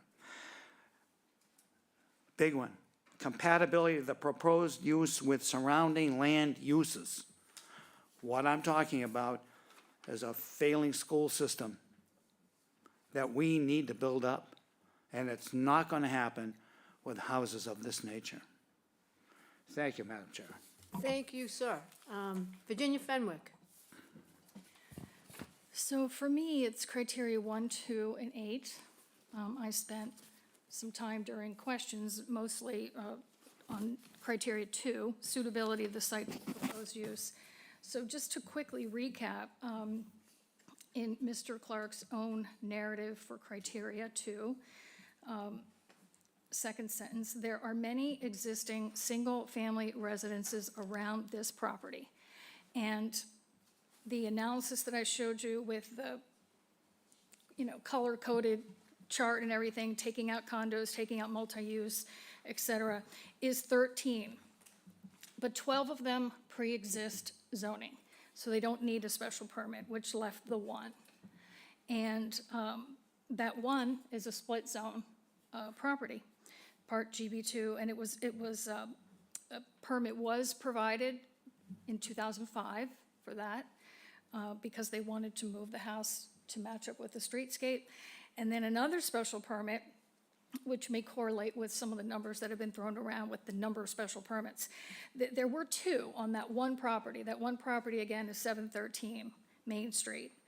The second one was granted in 2008, and it was for a garage. Those are the only, and that was never built, by the way.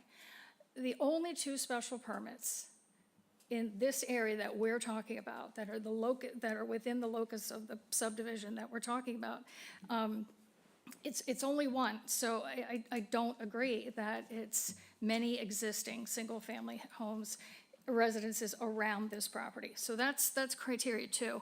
Criteria 1, adequacy of site. 12,394 square feet of buildable upland, with a total gross floor area of the house projected to be 5,282 square feet.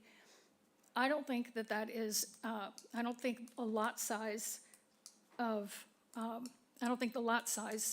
is sufficient for that. Forget about whether it's in GB2 and it's 7,000, even 20,000 square feet. That's a large house. So I don't think that the site is adequate. So that's criteria 1. And then number 8, Mr. Nixon covered that, so I'm not going to add anything else to that. Thank you very much. Steve? Well, I don't really have very much to add to everything that's already been said, but I think there is a much better use of this property than what's being proposed.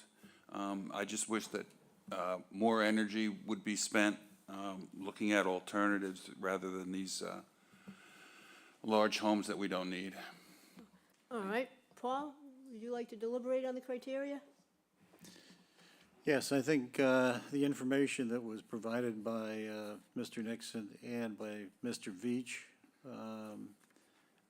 has been very helpful, especially looking at the overall size of the homes that are being proposed here. I realize that this is in a GB zone, and what the applicant is doing is taking advantage of the dimensional requirements of a GB zone to, in effect, create a residential zone. And that really is not the intent of the bylaw. And the reason why it refers in the bylaw to approval by the Zoning Board of Appeals is because the zoning board is designed to act as a buffer between the applicant and the overall intent of the bylaw to effectuate the intent of the bylaw. So although we may have structures that will nominally fit into the dimensional requirements of a GB zone. They're really residences, and if we were to allow everyone who comes in here to use those criteria, we would in effect get rid of our GB zone and create residences throughout the GB zone situation. The important thing here is that a single-family residence is not a permitted use by right in the GB zone. It requires a special permit.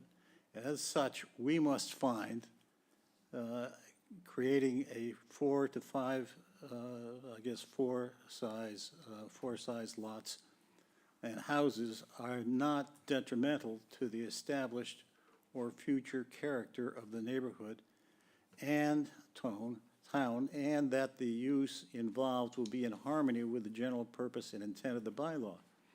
Now, when we looked at the general intent and purpose of the bylaw, we look at section 1 of the bylaw provisions, and as Mr. Nixon has pointed out, the purpose of the bylaw is to manage growth and development in the town so as to ensure the appropriate use of land, encouraging those qualities which distinguish Chatham as a desirable community for year-round and seasonal residential commerce, tourism, and recreation including. Some of the items which are outlined there are provision of housing for persons of all income levels, which is not really the concept of a $4 million house. Prevention of overcrowding of land, which if you think about using residential and then using general business dimensional requirements, it certainly crowds the land much more than we would ever permit in a residential zone.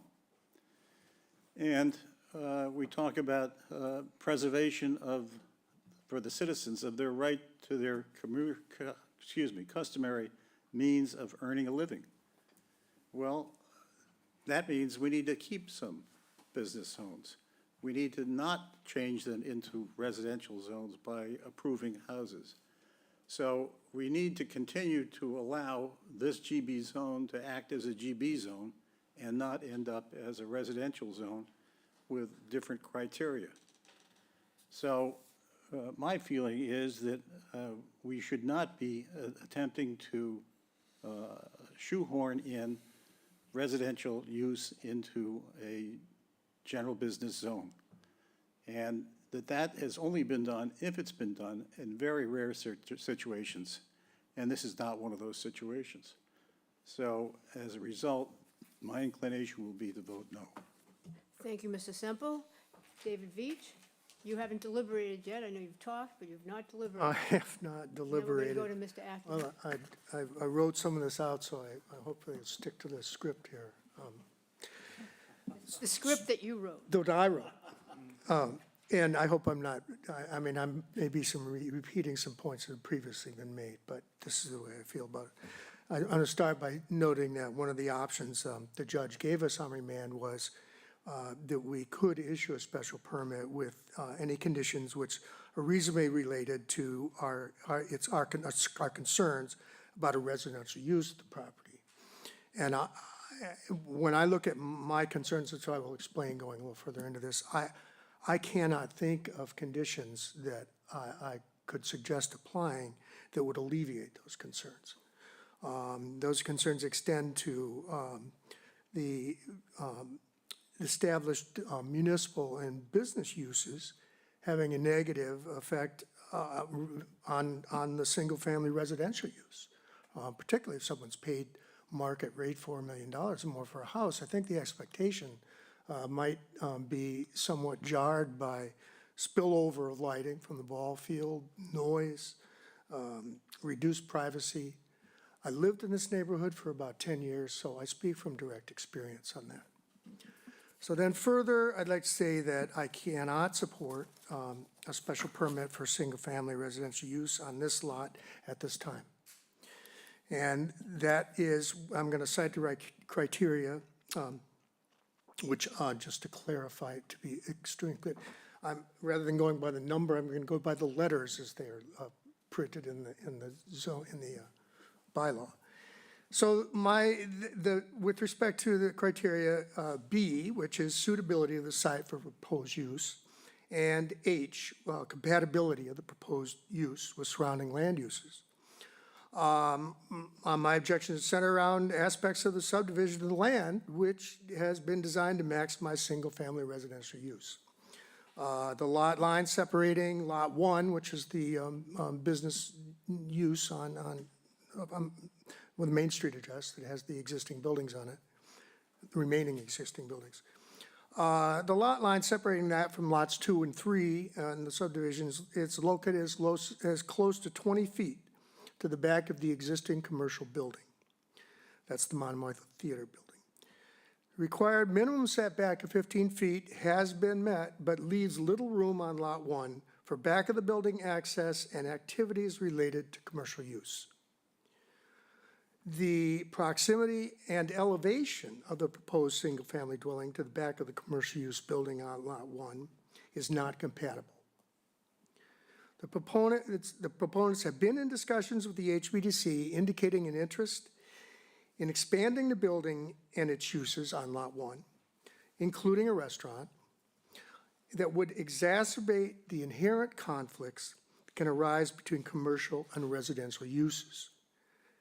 And our bylaw in section 7B.16 lists special regulations for restaurant use that include, among other things, landscaping or fencing to minimize conflicts with adjacent residential uses. I think here we can find that by not allowing this residential use to take place in this immediately adjacent to the back of this building, that is helping to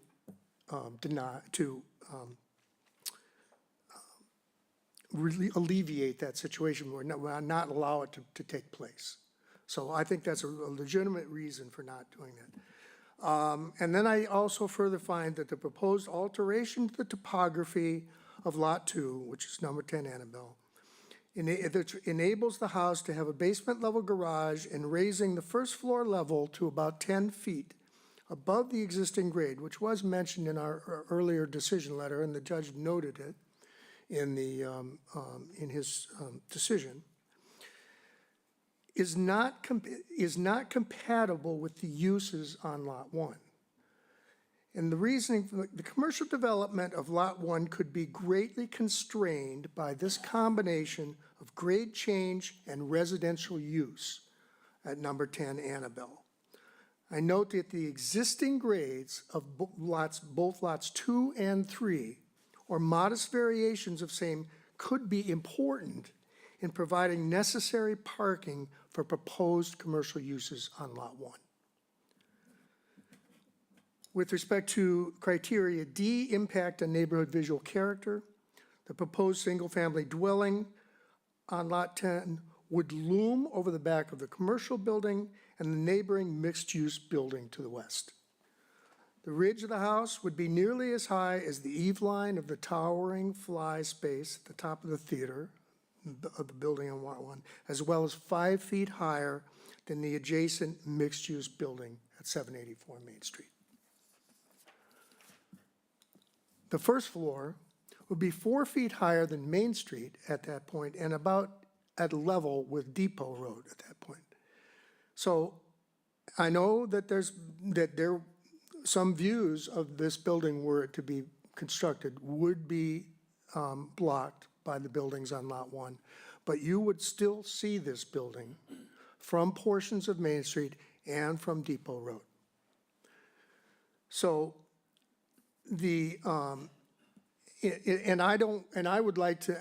I'm also would like to avoid a situation that we created or helped create in a subdivision off of Kroll Road, when I look now and I see a building looming over the back of another building, and I don't want to repeat that error. And I'm just going to say that the proponents seem to have the cart before the horse here, potentially constraining developments on Lot 1 in order to accommodate residential uses of Lot 2 and Lot 3. I find this to be contrary to the criteria B and H. The proposed concentration of up to 4 market-rate single-family dwellings in this subdivision would result in an intensification of this use, leveraging the lesser dimensional and differing lot coverage standards of the zone in the heart of the surrounding GB2 district and GB2 and municipal districts. This would not be in keeping with the interspersing of existing uses noted by Judge Smith in his decision. The effect would be a one-off R13 district created by individual special permits presented separately. I find this to be detrimental to the established character of the neighborhood and not in keeping with the general purpose and intent of the bylaw. This would cumulatively negatively affect the surrounding uses on Lot 1 as well as adjacent mixed and municipal uses. And the table, I think the table that I presented also shows a proponent had illustrated its comparison to the previously special permitted use, but all of those other 12 that Ginny counted, I believe, in single-family uses within that area, which were pre-existing zoning. If you look at the size, and I imagine you have, the size of those lots and the footprints and gross floor areas of you will find that none of those are as large as what the proposals are on Lot 10. So and then further, just as I wanted to comment that Judge Smith noted in his decision that we did not explain our differing determination from that of the HPDC. And having been a member of both boards, perhaps I can offer some clarification. The HPDC is charged with passing judgment upon the appropriateness of exterior architectural features and is not empowered to consider use in making its decisions.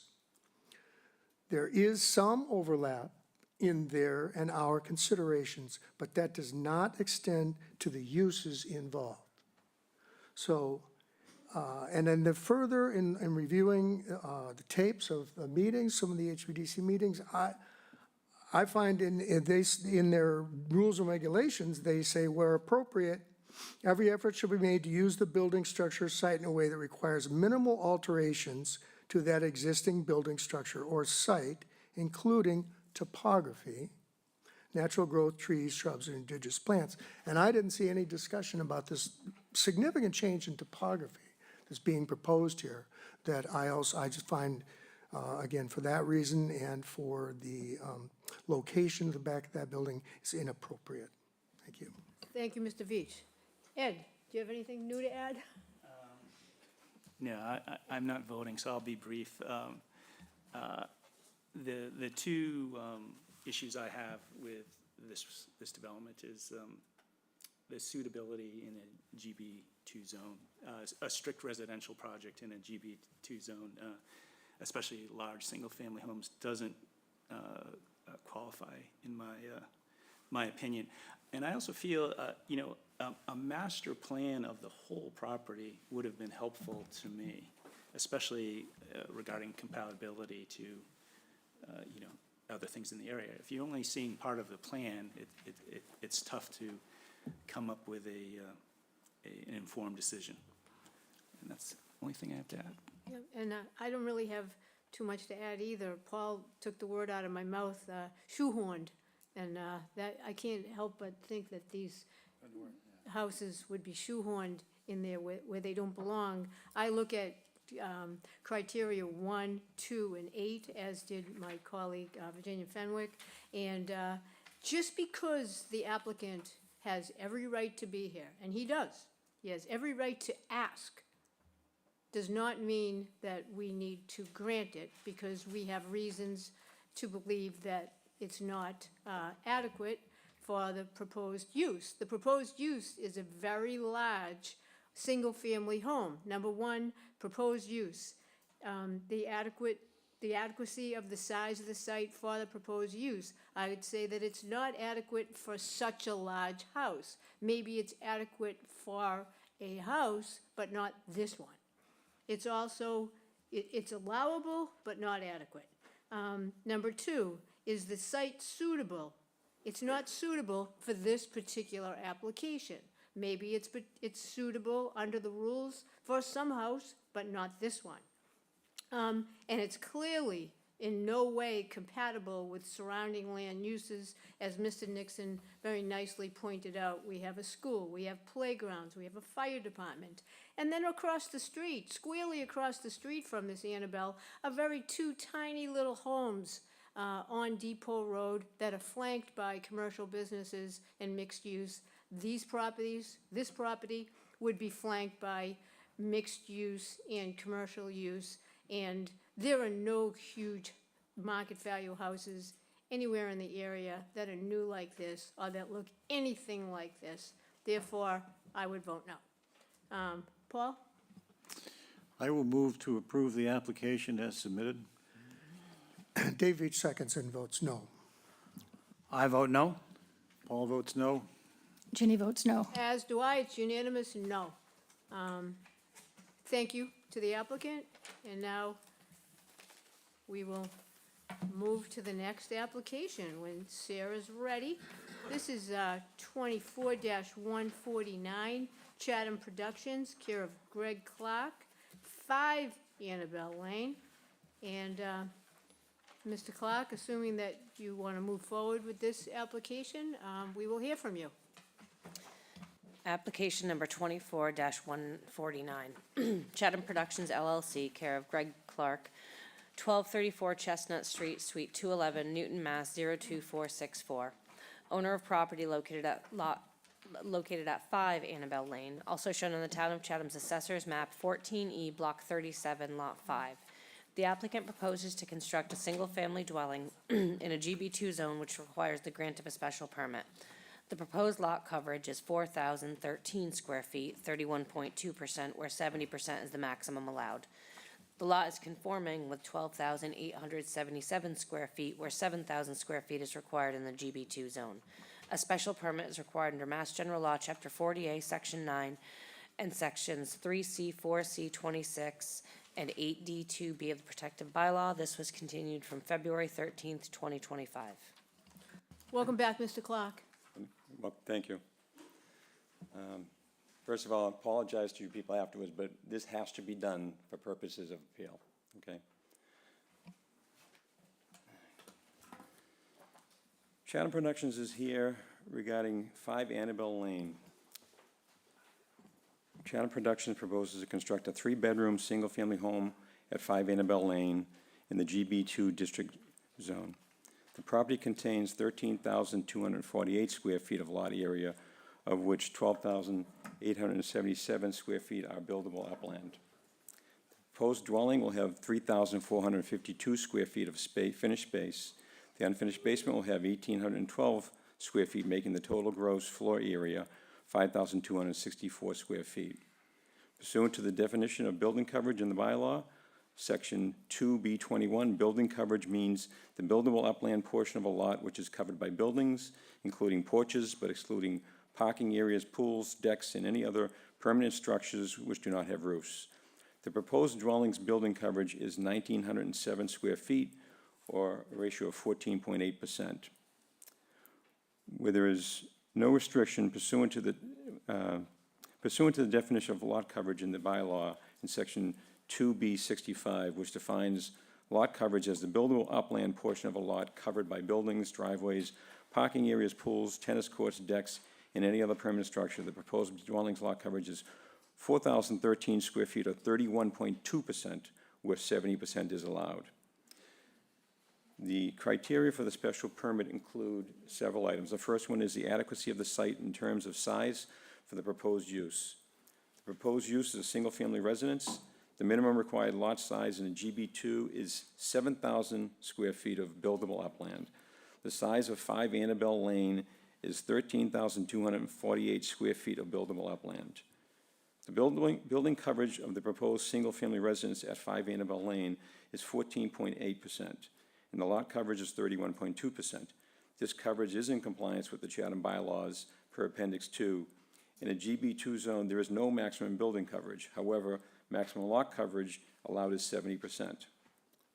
Many of the surrounding properties do not meet the 7,000 square foot buildable upland requirement, while many others meet this requirement but contain less buildable upland than 5 Annabelle Lane. These properties were identified on maps previously submitted and confirmed by the assessor's official records, which are also previously attached. An application 28-085 for 10 Annabelle Lane on November 2nd, 2022. Therefore, the lot is adequate in terms of size for the residential use proposed within this district per the guidelines. Second criteria is suitability of the site for the proposed use. The proposed use for 5 Annabelle Lane is a single-family residence. There are many existing single-family residences around this property and throughout the business district. Additionally, there are several multi-use buildings with apartments over businesses immediately adjacent to our property. All these residential and multi-use buildings blend very well with the few business properties that remain in that business district. Accordingly, the proposed single-family use for 5 Annabelle Lane is suitable for this location. Therefore, the proposed use is suitable for this lot. Third criteria is the impact on traffic flow and safety. 5 Annabelle Lane is one of 4 approved building lots in the subdivision with access onto Depot Road. The subdivision was engineered to provide any vehicles leaving the subdivision with clear view of any vehicles, pedestrians, or bicycle traffic in both directions prior to exiting the subdivision road. Can we put up the chart that shows the school, the fire station, and the back area of this area? The zoning map, or? Yeah, the zoning map is fine.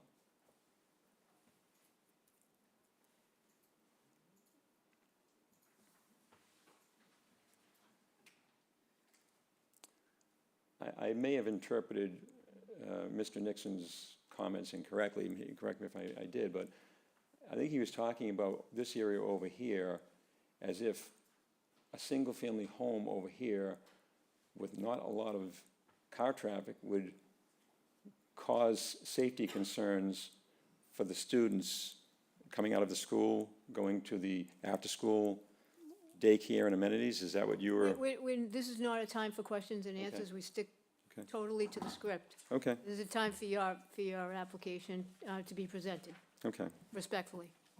Okay, so to continue with criteria 3, the impact of traffic flow and safety, the design provides for the safety of vehicles, cyclists, and pedestrians. The number of vehicles entering and exiting the subdivision on Depot Road from this one home will be minimal. 5 Annabelle Lane is proposed for a single-family home, and unlike potential business use, there will not be a constant flow of traffic from this residential property. The impact on traffic flow from 5 Annabelle Lane will be minor and will not have an impact. Criteria 4, the impact on neighborhood visual character, including views and vistas. 5 Annabelle Lane is not clearly visible for any of the adjacent roads. The existing buildings on Main Street block any view from Main Street, and the town's owned land with trees and adjacent structures block any view from Depot Road. Views from Veterans Field are not affected either by the construction of a home on 5 Annabelle. 5 Annabelle does not abut the town property to Veterans Field. As nothing is currently planned to be built on 15 Annabelle or 20 Annabelle Lane, there will be almost a 75-foot tree and vegetation buffer between Veterans Field and 5 Annabelle Lane. As a result, there is no negative impact on the neighborhood's visual character vista of views. Criteria 5, adequacy of method of sewage disposal, source of water, and drainage. The sewage disposal and water supply are being provided to 5 Annabelle Lane through connections to the town sewage system and the town water system. These connections were designed and shown on the approved subdivision plans, and engineered calculations for the drainage system were provided with those plans.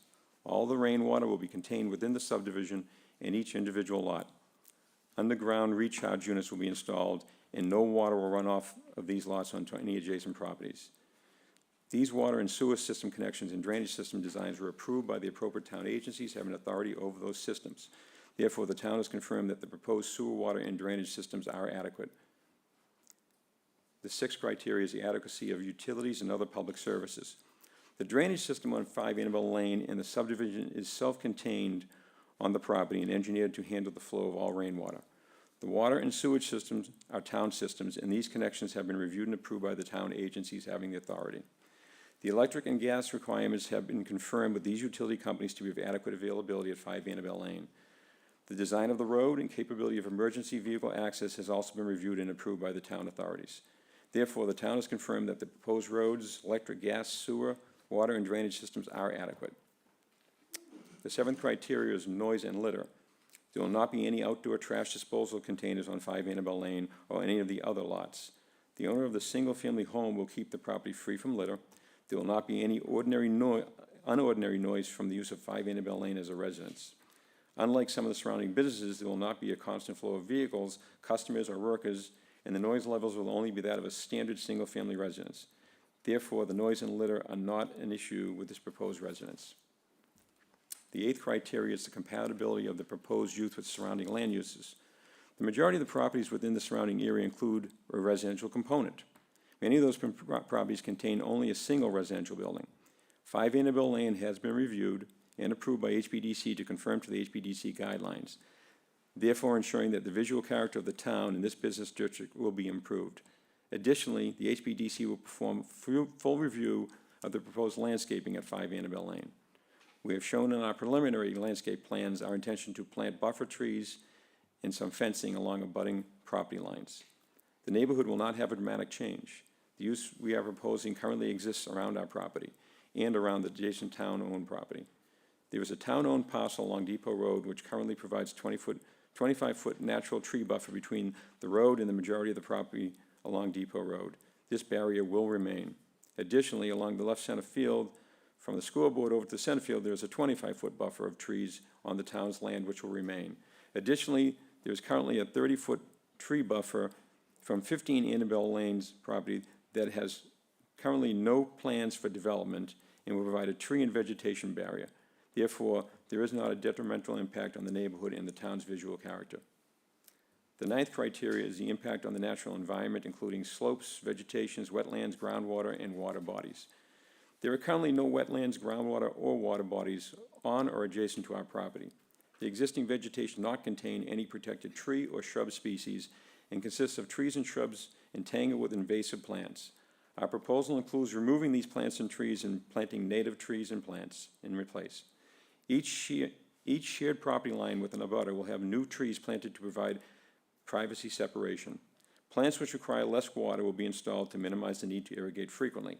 There will not be any area on 5 Annabelle Lane where water runs off onto an abutter's property. The new trees and plants will invite birds and other animals to come in properly to the property to find food and nests. Our proposal has no negative impact on the natural environment. And the 10th criteria is the impact on neighborhood and town visual character of any formula business establishment. And this is not applicable as we are not proposing a formula business establishment. And if we go to the second drawing, this is the landscape plan. If we go to the second drawing, the Clark Engineering drawing. Here it is. So again, here, this is the, could you raise that up, Sarah, please? And maybe blow it up a little so I can read it. Yeah, thank you. So this is where it gives you the building height requirements. And the average grade is calculated by Clark Engineering, the engineer of record, who did the design for the subdivision and each of the lots. The average grade is 44.1. With the 30-foot height limitation by the guidelines, the maximum height could be 74.1. This is proposed at 72.2. As you can see, this is almost 2 feet below the height limitation, but this is because it was done in conjunction with the architect and HBDC on the design that was determined to be acceptable by HBDC. And the architect, I think the building is a little bit narrower so he could get the roof line a little lower, okay? And this tells you the first floor elevation is at the 48.4, which corresponds to the chart that we just looked at. And again, I didn't see any comment, any question about the grade on this, but that takes you through the design that was done in conjunction between our architect and our civil engineer. Okay?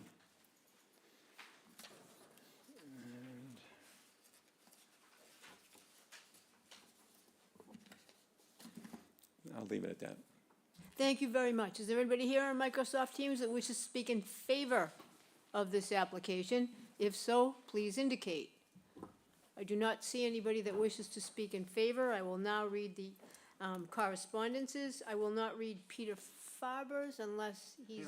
He left. Oh, okay. So his is longer than is allowable, so I'll probably summarize that.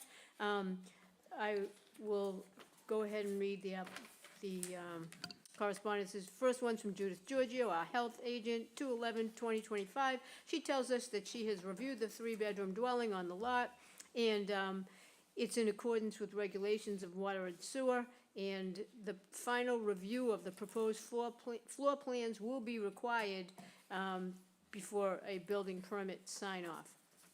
Then we have a note from the HBDC. They tell us that they have allowed for a one-year extension on this. They had approved it in the past, and that was received on January 22nd, 2025. This is a long memo from Peter Faber. He was not in favor of the application. He was not in favor of 10 or 5 for the same reasons. He states in his memorandum that single-family residents are not permitted as a matter of right in the GB district. The applicant was aware of this when he purchased the subdivided land of these small lots. The area coverage requirements that apply everywhere else in town when a new lot is created are dramatically different and have been since May of 1982.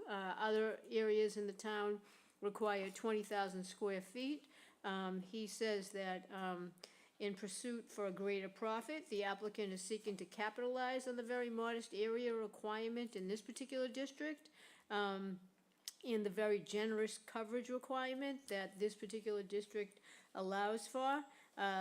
He says that the Board of Appeals is not without guideposts. The Massachusetts legislator, allows us to apply criteria, and that he also says that the appellate courts have provided guideposts, and not the trial court or land court necessarily has it right. The authority is reserved for the appellate courts and the Supreme Judicial Court. He's referring to Judge Smith, who remanded the case. He didn't agree with Judge Smith's his findings. He also tells us the one thing Judge Smith did get right was the first sentence. In considering an appeal of a decision of the municipal board, the court may not disturb the board's decision unless it is based on legally untenable ground.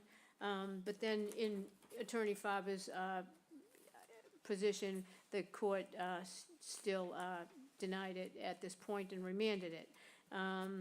Let's see. What else? This is, again, it was too long, so I'm just going through some key points that he made. And I'll just read the conclusion now. Judge Smith of the Land Court failed to recognize the body of law which supported the board's initial decision, may deny the special permit sought if the board is on legally solid ground. And the board should deny the special permit according to Mr. Faber at the end of the day. So we also have a note, which we had for the other application, from former Chatham Police Chief, now retired, Mark Polina. He was surprised and disappointed to learn that Chatham Productions is once again seeking permission to build a very large residence on small lots.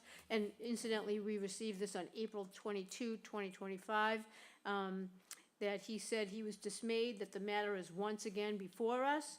The zoning bylaw is to ensure proper development and land use.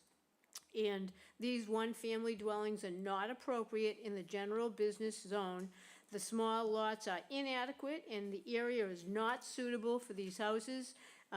He tells us that we had properly denied the application the first time and we should reject the latest applications this time as well. Then we have a note from Peter Gaines, I hope I'm saying that right, from 4/20/25. Also writing in opposition, the zoning bylaw is intended to manage development appropriately, and these proposals are not consistent with that goal. Building high-price, single-family residences in the GB zone where multifamily residents could be cited is inappropriate. It would be incompatible with surrounding land uses, and the impact of the neighborhood visual character adjacent to Veterans Field would also be detrimental to the character of the neighborhood and the town. I hope that the Board of Appeals rejects this. Then we have from Jack and Sally Bowman of 25 Wonkapit Way, received on April 19th, 2025.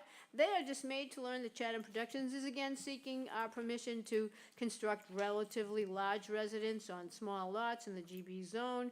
Veterans Field is one of Chatham's crown jewels. Any changes in the wooded area left behind Center Field should be treated with the utmost caution and care. Our protective zoning bylaw is in place to ensure proper development and land use management.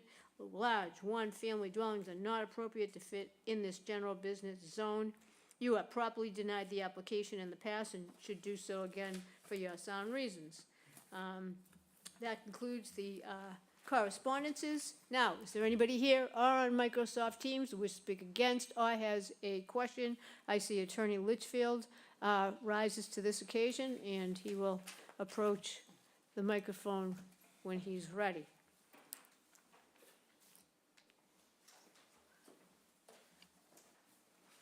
Thank you, Madam Chairman. Bill Litchfield. I will try to be brief. I think this is the 6th time that I have had to speak in regard to houses on Annabelle Lane. And given that we've already been advised that things are necessary for an appeal, it may not be the last. Be that as it may, the conclusions that this board made and its individual members offered during your deliberations are a better summary and more succinct than anything I could say as to the reasons why this proposal ought not be approved. I went back and watched some of the prior hearings and listened to the comments of some of your former members, Dave Thompson and Megan Story and Buck Upson, and what they said back in 2022, starting in April of 22 and then October and November of 22, were entirely correct, and your deliberations earlier today in appeal number 24149 were precisely on point. I do want to make a couple of observations. Curiously, I don't think there was any discussion in the last hearing of the architectural plans themselves. They were portrayed, but ordinarily for you to make a positive determination, you need to know something about the house. That didn't happen for whatever reason. You understand full well that the area is not suitable, it is not compatible, and that the house is out of place in this neighborhood. Our comprehensive plan is something that isn't talked about terribly often because it's guidance, but it's important guidance. It was adopted unanimously by the voters. It states that we should never maximize development. This is plainly maximization of development. As with the prior proposal, while not immediately Veterans Field, there is no question that it will have a negative impact. And I do want to reiterate something about which there was a lot of back and forth, that of the 24 immediately adjacent properties, I'm not talking about the GB zone generally or the GB2 zone. You know, the whole story of why Isaac Hardy was zone GB goes back 60 years, and I could bore you with it. We're talking about the neighborhood because that's what the bylaw says you have to look at and what you have to protect. There is only one single-family dwelling, and that is, as has been said by you, a pre-existing non-conforming use of the 24 properties in the neighborhood. I don't agree with the appellate court's holding in another case that a goal of zoning is the eventual disappearance of nonconformities. But I fully endorse Mr. Semple's suggestion that what is proposed here is the creation of a new, inherently nonconforming R13 residential zone. That is wholly inappropriate, as Mr. Semple noted and as the board found. I will not go into the other things that are wrong with this proposal in any great detail. You know that the surrounding land uses are commercial in the east and the south, commercial and multifamily residential in the north, municipal on the east, and the proposal is patently not in harmony with the purpose and intent of the bylaw. But sitting here, I was struck by something. Channel 18, when it does the roll-in to your zoning board of appeals hearings, shows our downtown business district. It shows that it's comprised of commercial structures. It also shows some important locations like the Lighthouse, and maybe Veterans Field is akin to that.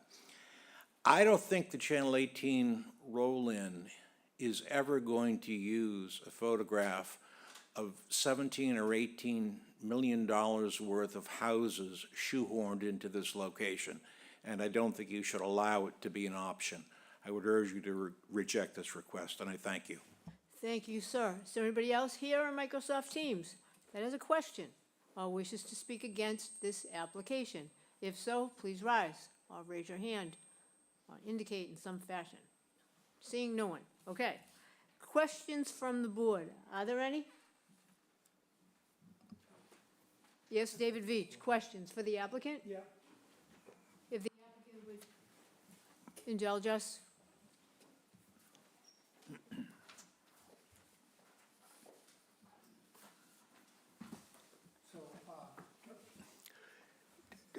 One question, and this was actually one that I was hoping to address to Dave Clark, but I didn't see that he's on the line.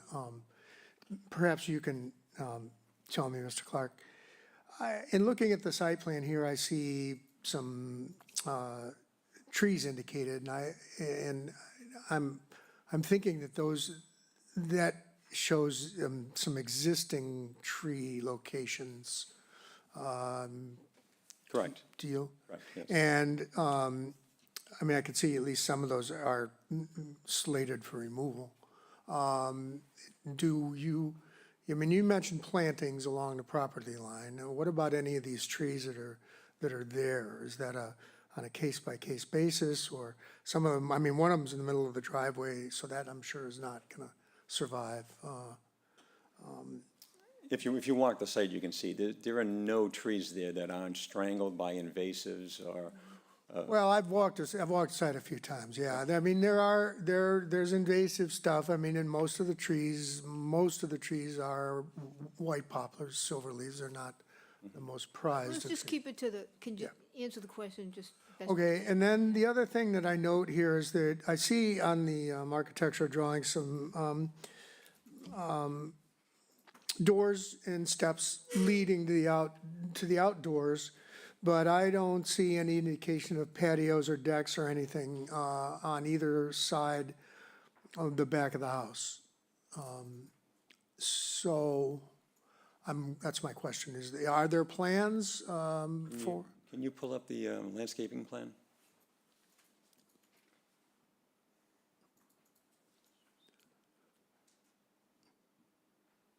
So no, there are not any plans currently. Okay, I mean, I would assume that there are some future plans probably, but that's, so that is, and that would be, were there to be patios or whatever, those would be reflected on the site coverage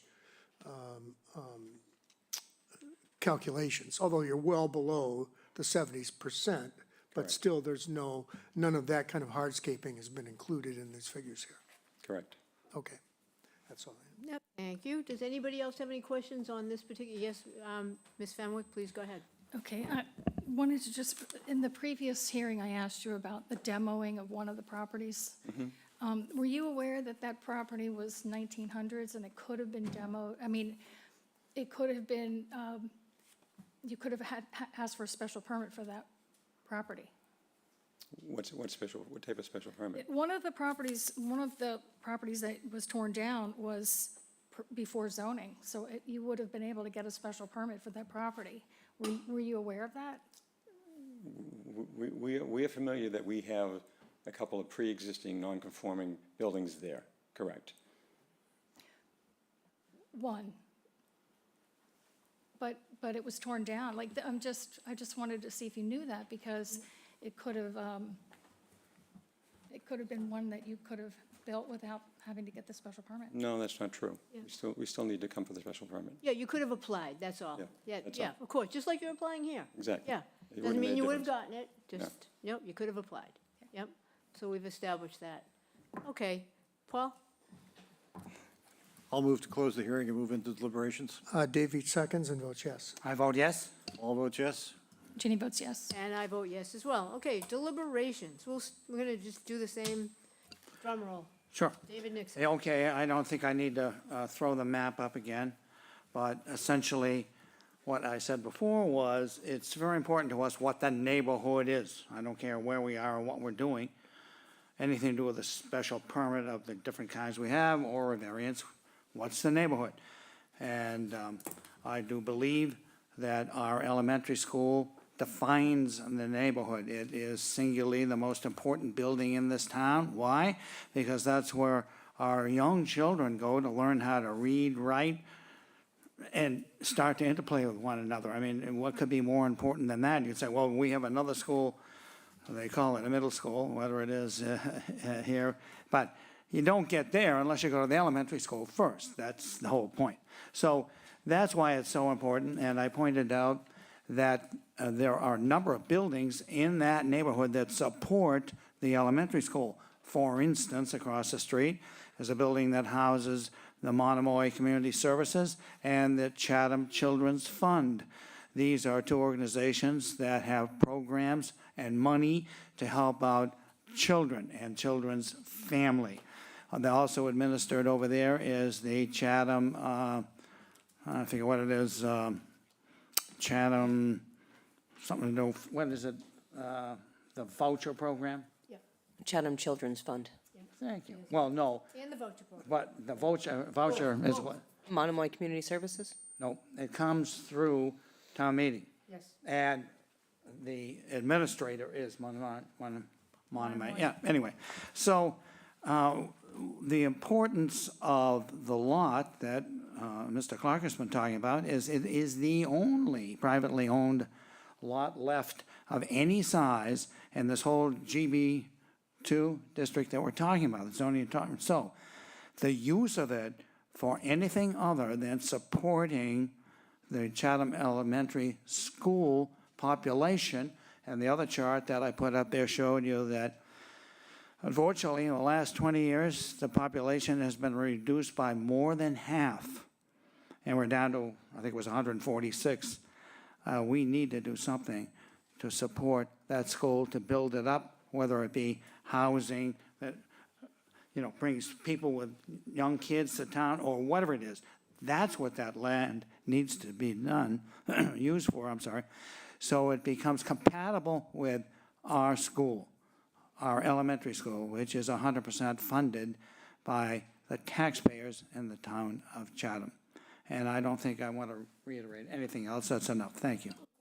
Mr. Veach, just stick to the criteria if we could, and give your deliberations as to criteria. Oh, Yep. okay. So, well,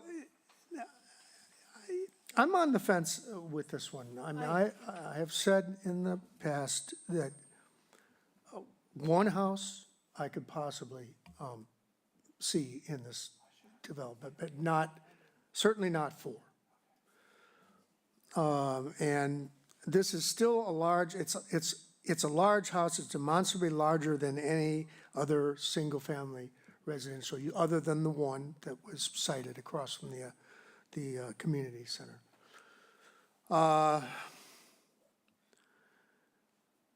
And I actually, honestly, I'm torn. I don't know how, I don't know what to offer. Okay, but now we're gonna go over to Paul Semple, and then we'll continue on. As I've looked at the applications, both on this and on Lot 10, which we dealt with earlier today, what we're looking at, and the applicant has indicated, is that these are substantial structures that are being proposed. In this case, it's the house which he has estimated would sell in the range of $4 million, a substantial amount of money. Aside from the specific criteria that we look through in terms of adequacy of the site and suitability of the site for proposed use, we start with the concept that this is an application under Section 8C4 of our bylaw, which indicates that special permits may be granted when it has been found that the use involved will not be detrimental to the established or future character of the neighborhood and the town, and when it is found that the use involved will be in harmony with the general purpose and intent of the bylaw.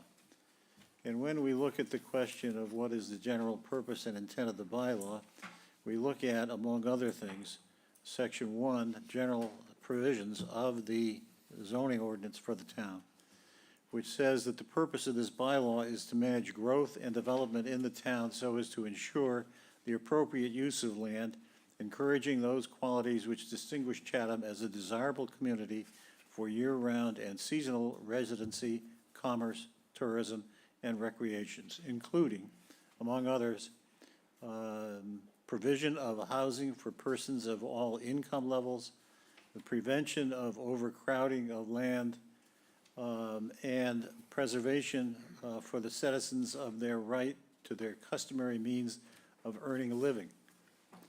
For those reasons, I think it's important to consider when we look at the question of housing in a general business zone, that we're effectively rezoning that area by making it a residential zone when, in fact, what we really need in Chatham right now is continued general business zone, because general business zone provides the jobs that we need, provides the ability to establish businesses that will support our families and our employees.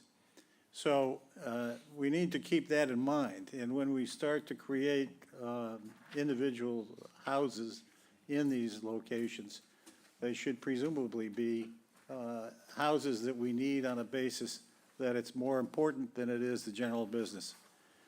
I don't find that when looking at these proposed houses, and in this case, 5 on Annabelle Lane, that is a house which will be promoting the general purposes and intent of the bylaw. And that's the significant question for me. So from my viewpoint, I would say we should not be extending the rare situation where we allow housing in a GB zone to this proposal. We should keep this as a general business zone. We need to preserve it, and we should not change it to a residential proportion. So I would say it does not make sense for us to go forward with that as a proposition. Yep, thank you. Ginny? I don't have anything else to add. I agree with Paul and my previous colleagues' comments. All right, Steve? Yeah, I guess I was going to reference some of the things that Mr. Nixon said and Mr. Semple, that, you know, the declining enrollment in the schools. We need to attract young families here that have kids. And if we develop everything in the business zones with residential homes, we're losing opportunities for small businesses and job opportunities, which would then hopefully feed the schools. So we don't have very many of these business districts left that are undeveloped, and I think there's a much better need for a different type of occupancy here rather than 4 large homes. So I think it could be done differently. All right, thank you. Ed? I Anything on the criteria a little bit? agree with my colleagues and All right. have nothing to add. All right, well, okay, so I'm going to just go through the criteria that I think are important. Number 1, the adequacy of the size of the site in terms of the size for the proposed use. It's not just a single-family house, it's a huge one.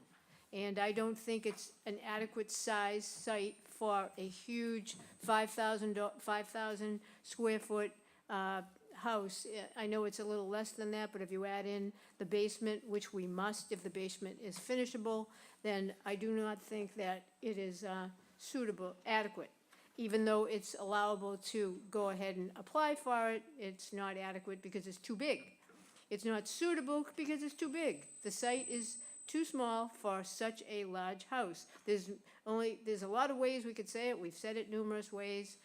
The proposed use is a 5,000 square foot house or a 4,000 square foot house, however you want to slice it. It's still too big for this lot. They're shoehorned in. It would be shoehorned in. Just looking at this one by itself, it would still be shoehorned in. And number 8, it is not compatible for the proposed use, given the surrounding land uses. The surrounding land uses are a school, parks. Across the street on Depot Road, there are 2 tiny little houses right across from Annabelle that are, they're flanked by commercial and mixed use. This house would be also flanked by commercial and mixed use on both sides. There are no houses that look anything like this house in the area, therefore it doesn't fit. Let's see, the other thing would be the purpose intent of the bylaw, of course, is to manage growth and development. That's what we're here for. Just because an applicant has the right, and this applicant has every right to file this application, that's his job to do what he thinks is potentially advantageous to his reasoning. And we have a job too, and our job is to manage the growth and development of the town. As Mr. Semple said, and we've all said, that we don't think this is taking the town in the right direction with regard to growth, and it's not appropriate land use for this area. And I'm not gonna beat this horse any further than that. Did you want to say anything else, Mr. Veach? I'm find myself in agreement with my colleagues and will not be supporting this. Yeah, okay, and Mr. Nixon, you want Yeah, further deliberation? Yeah, I just wanted to add to what you were saying about the purpose and intent. Specifically, schools have mentioned, we need to be considerate of the schools, and anytime we approve anything, that's going to be in the back of it. Also, it's very clear in the purpose and intent of this bylaw that provision for housing for persons of all income levels needs to be included. Thank you. And I agree. Okay, Paul? I'll move to approve the application as submitted. David seconds and votes no. David Nixon? I vote no. Paul votes no. Ginny votes no. As do I, it's unanimous, denied. And we are now going to take a short break, and we will be back after that. Thank you. Randy, can I Yes, just make Counsel. Yes, please. one suggestion here? There was a number of findings by the board members. And I think this is, especially in that this was a remand with some clear direction from the court, I think it may serve the board well to return a draft decision to the board at a later meeting so that the board can kind of check the details of their findings and agree with them so that we do what the judge suggested we do if we deny it again. Okay, so that was to the first application, and what we just heard was the second one, which was not on Right, remand? well, yeah, but I think for both. Okay. I mean, that the same, Yep. the same rules are going to apply. Yes. And I think it's sufficiently complex, and obviously there's been litigation already to date. And I think in fairness to everyone, including the applicant, we should make sure that the details match and correspond with all of our duties under the protective bylaw. Yeah, So you have 90 days to make a decision. So I think you should return a draft to your next available opportunity. I know you're meeting next month and the month after, so you have plenty of time. Okay, we will take your advice. Thank you. Okay. Yep. Do we need a vote on that? Do we need a vote on that, or? No. No, we No, have 90 nope. days. And, Yep. yep, okay, very good. And we are now going to take a recess, and we will be back after that.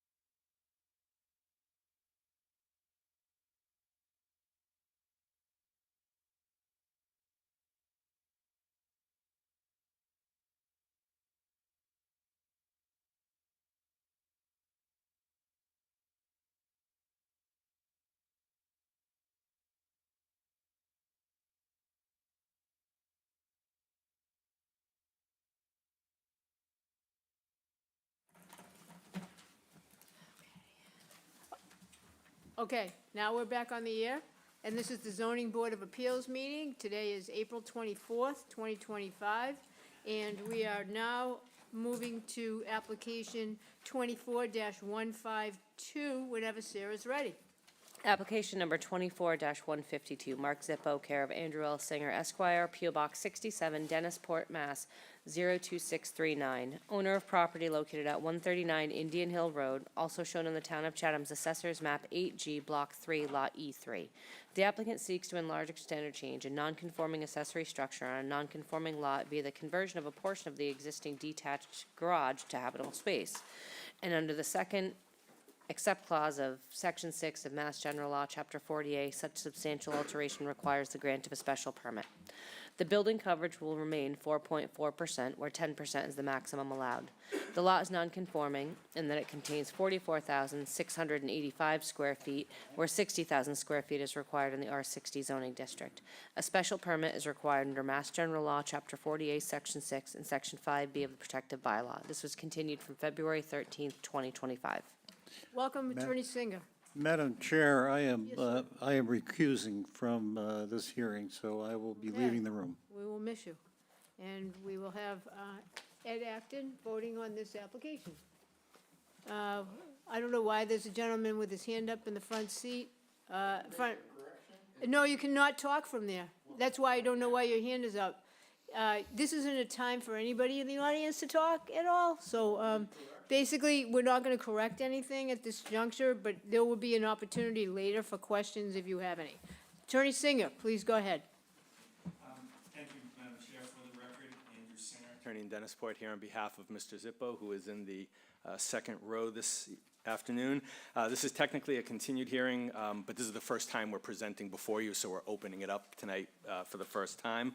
And I think, given the afternoon, I'd like to start off by noting that this is a Section 6 case, and it is not a Section 9 case, given that you've been looking at that, many of the similar criteria, but the biggest one being the legal standard of not substantially more detrimental. And so we had submitted some materials to you, including a summary of reasoning. The property in question is at 139 Indian Hill Road North in Chatham. It is a previously developed single-family residential property with a detached house and a detached garage. It is located in the R60 zoning district. The lot itself is fairly substantial. It's over an acre in size, but it is less than 60,000 square feet, and the frontage is not. It's 125. Today you need 150. The structures that you see on the site are actually conforming. They're completely conforming structures to the zoning bylaw. We had met with Jay and Sarah before the filing. What Mr. Zippo would like to do is, this is an application dealing with the garage, not the house itself. On the garage, he would like to add a shed dormer on the front and to renovate space on the existing second floor and part of the first floor, maintaining a single-car garage with an exercise room on the first floor, and then there'll be an office and a space. And there you can see it. So so there's no change to the footprint of the garage. The garage is not getting bigger in itself. So it's a conforming structure. It's going to stay conforming. This is all interior work. In meeting with Jay originally, we had discussed whether or not we even needed to be here, because the question was, the zoning enforcement officer has the authority to allow pre-existing has the right to allow pre-existing non-conforming structures or conforming structures to be changed or altered, extended or altered, if they don't increase the non-conforming nature of the site. And in this case, the only thing that was non-conforming on the site is the lot size and the frontage, and those weren't changing. However, it made the determination that is your protocol that when you are making changes, even if they're conforming changes on a pre-existing non-conforming lot, that requires a special permit from you. And so that's why we're here under Section 5B and Section 6, MGL Section 6, to request the special permit to add the dormer, add a deck, and some emergency stairs, and to make the interior changes to the property inside the garage itself as a special permit. Again, it's all conforming work. The work itself is all conforming, but the lot itself remains, well, not a small lot, less than 60,000 square feet. And so We are here before you requesting a special permit, as I said, and requesting that you make a determination that the proposal, as we'll go through it, will not be substantially more detrimental to the neighborhood than the existing non-conforming conditions, again, the lot size and the frontage, will not be more detrimental to the neighborhood, and that the specific findings of the zoning bylaw in section 5B are met. Respectfully, submit that the proposal will not adversely affect the public health, safety, convenience, or general welfare of the town, and that as far as adequacy of terms of the site, the property at just under 45,000 square feet is 1 acre plus. It's developed as you see on the plan on the screen, and this will not change. So it's a permitted use on a pre-existing non-conforming lot. The garage footprint, as shown, will not change. The only changes are going to be the proposed second floor deck on the rear and the emergency stairs on the right-hand side there. There will be, as noted, and we can see it on the elevations, a dormer put onto, right now there's the front of the building's like a shed dormer down. So there you can see it on the top right and the bottom left there. That dormer is what's being proposed on the front of the garage structure itself, within the footprint, but it obviously expands the roof area at that time. Building coverage is and will remain only 4.4%. So there's, as you saw in the site plan, this is not a significant coverage issue on the lot itself.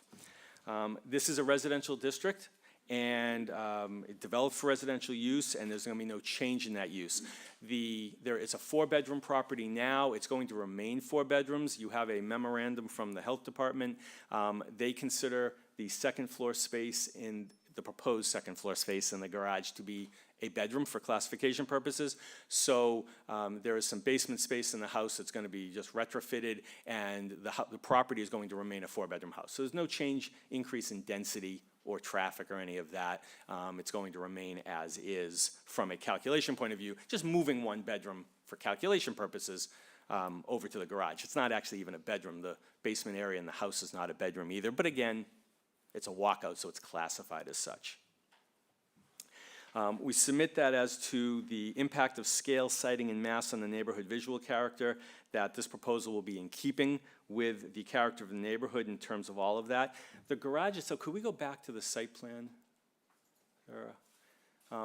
So this property from Indian Hill Road North on the right slopes down, and it slopes down so much that the roof of the garage is actually many feet below the road. Like when you're standing at the road, you're almost looking almost over or at the garage. So it's set way down. So adding this dormer on the front is not going to have much of it. You'll see it, but it's not going to have much of any visual impact because it's within the existing footprint, and it's in the middle of the property, you know, a couple 100 feet back and set down so low. You can't tell that from a two-dimensional plan, but I assume you might have been out there, you notice that it dips down.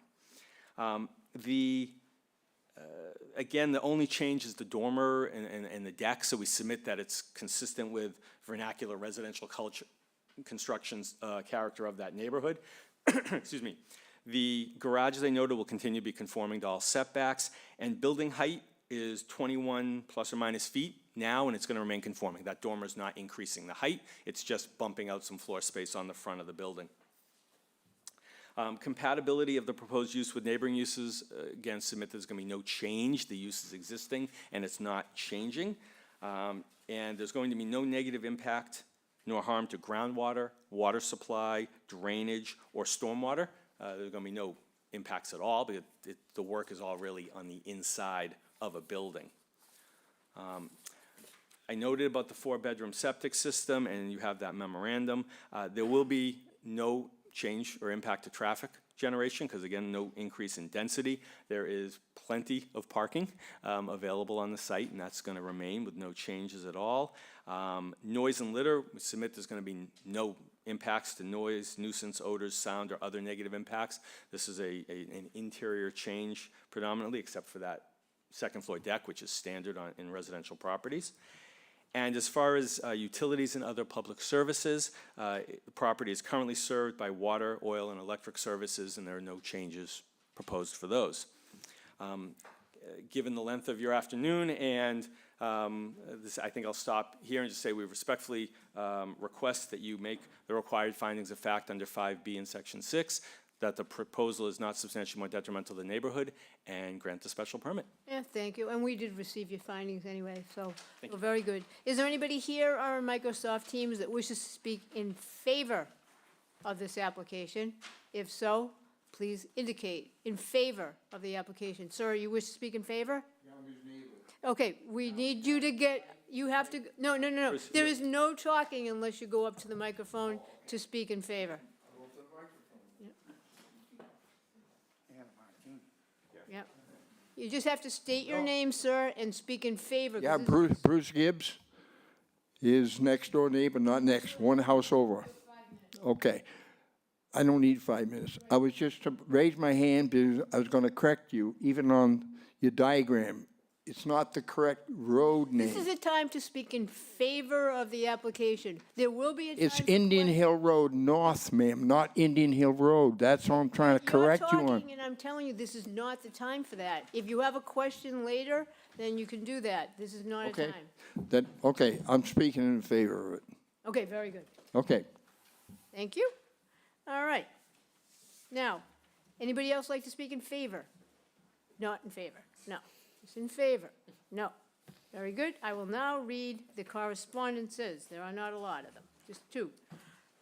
Let's see. Chatham's health agent, Judith Giorgio, tells us that on 2/11/2025, she reviewed the proposed renovation to the existing detached garage to this property. I met with the owner and reviewed the proposed floor plans. The owner has agreed to open out the hobby area in the basement of the main house to eliminate that as a bedroom space. The existing main dwelling will have 3 bedrooms. The new garage space will have a 4th bedroom. The property and septic system can support 4 bedrooms. Future additions to the main dwelling will require reconfiguring the main dwelling bedrooms to maintain the 4-bedroom septic flow. I have no concerns at this time. Next, we have the submission of 2 photographs and a letter. Yeah, they're from Jim Raymond. He tells us on April 22, 2025, that his cousin Ellen McKee relayed to him that we submit any exhibits we would like to present to the zoning board in advance of Thursday's meeting. My family's property is at 170 Indian Hill Road North. It is in a butter to the property of Mark Zippo, the applicant for 24-152. Attached are 2 aerial photos that we would present in connection with our comments on April 24th. The property before it was purchased, it had natural screening intact. The property before it was purchased, since the lot has been cleared of trees and vegetations, and they just wanted to put those facts forward. Now, if there's anybody here on Microsoft Teams that wish to speak against, yes, sir, I see you. You have to go up to the microphone, as you probably could tell. And you have up to 5 minutes to. Okay. We have those, and we have seen them, so thank you. Just state your name when you get up there, and you're here to either ask questions or to speak against the application. Yeah, I'm here to speak against the application. Okay.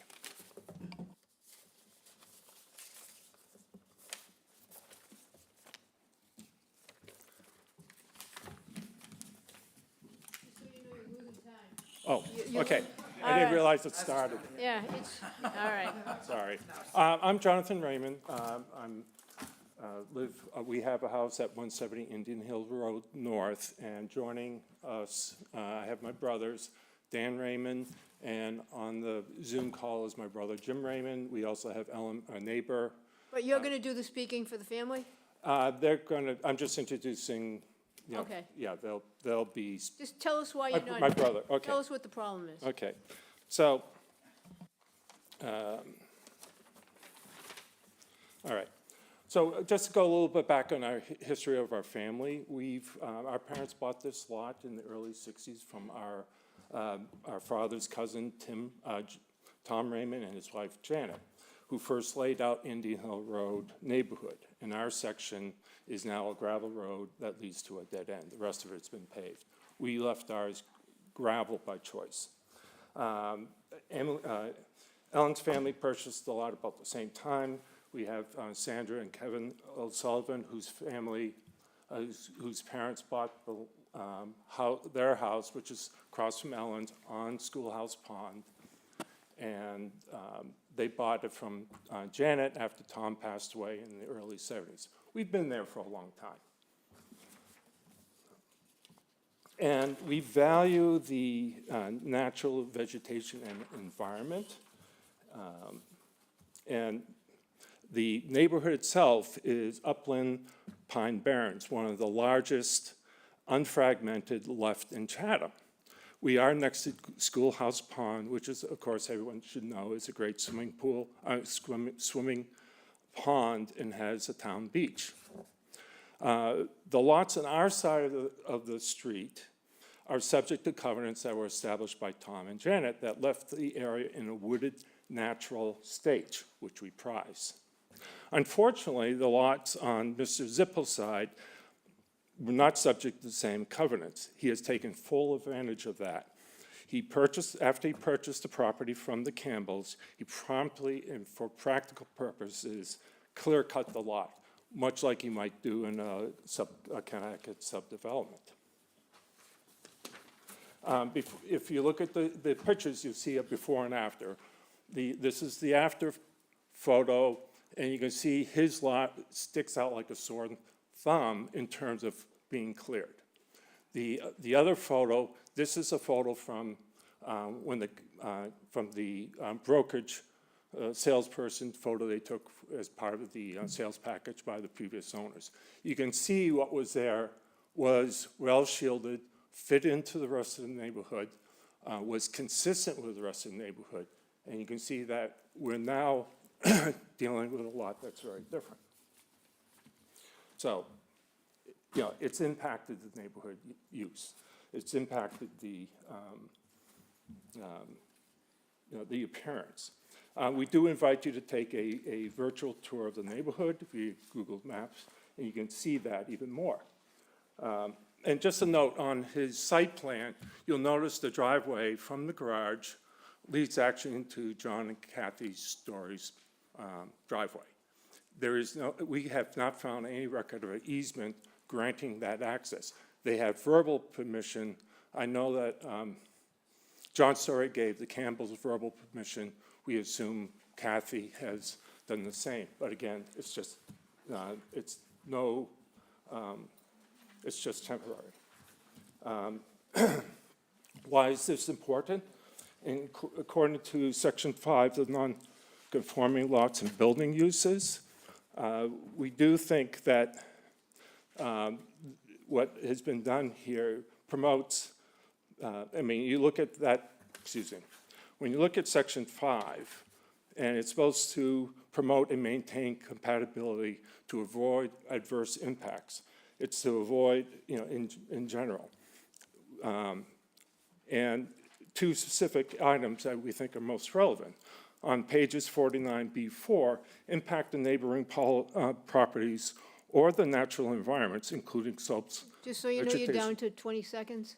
Okay, we are asking, and also Section 8, C4 applies. We're asking the board to decline the proposal if you deem it, we want conditions applied, basically establishing a screen and other conditions. Okay, thank you very much.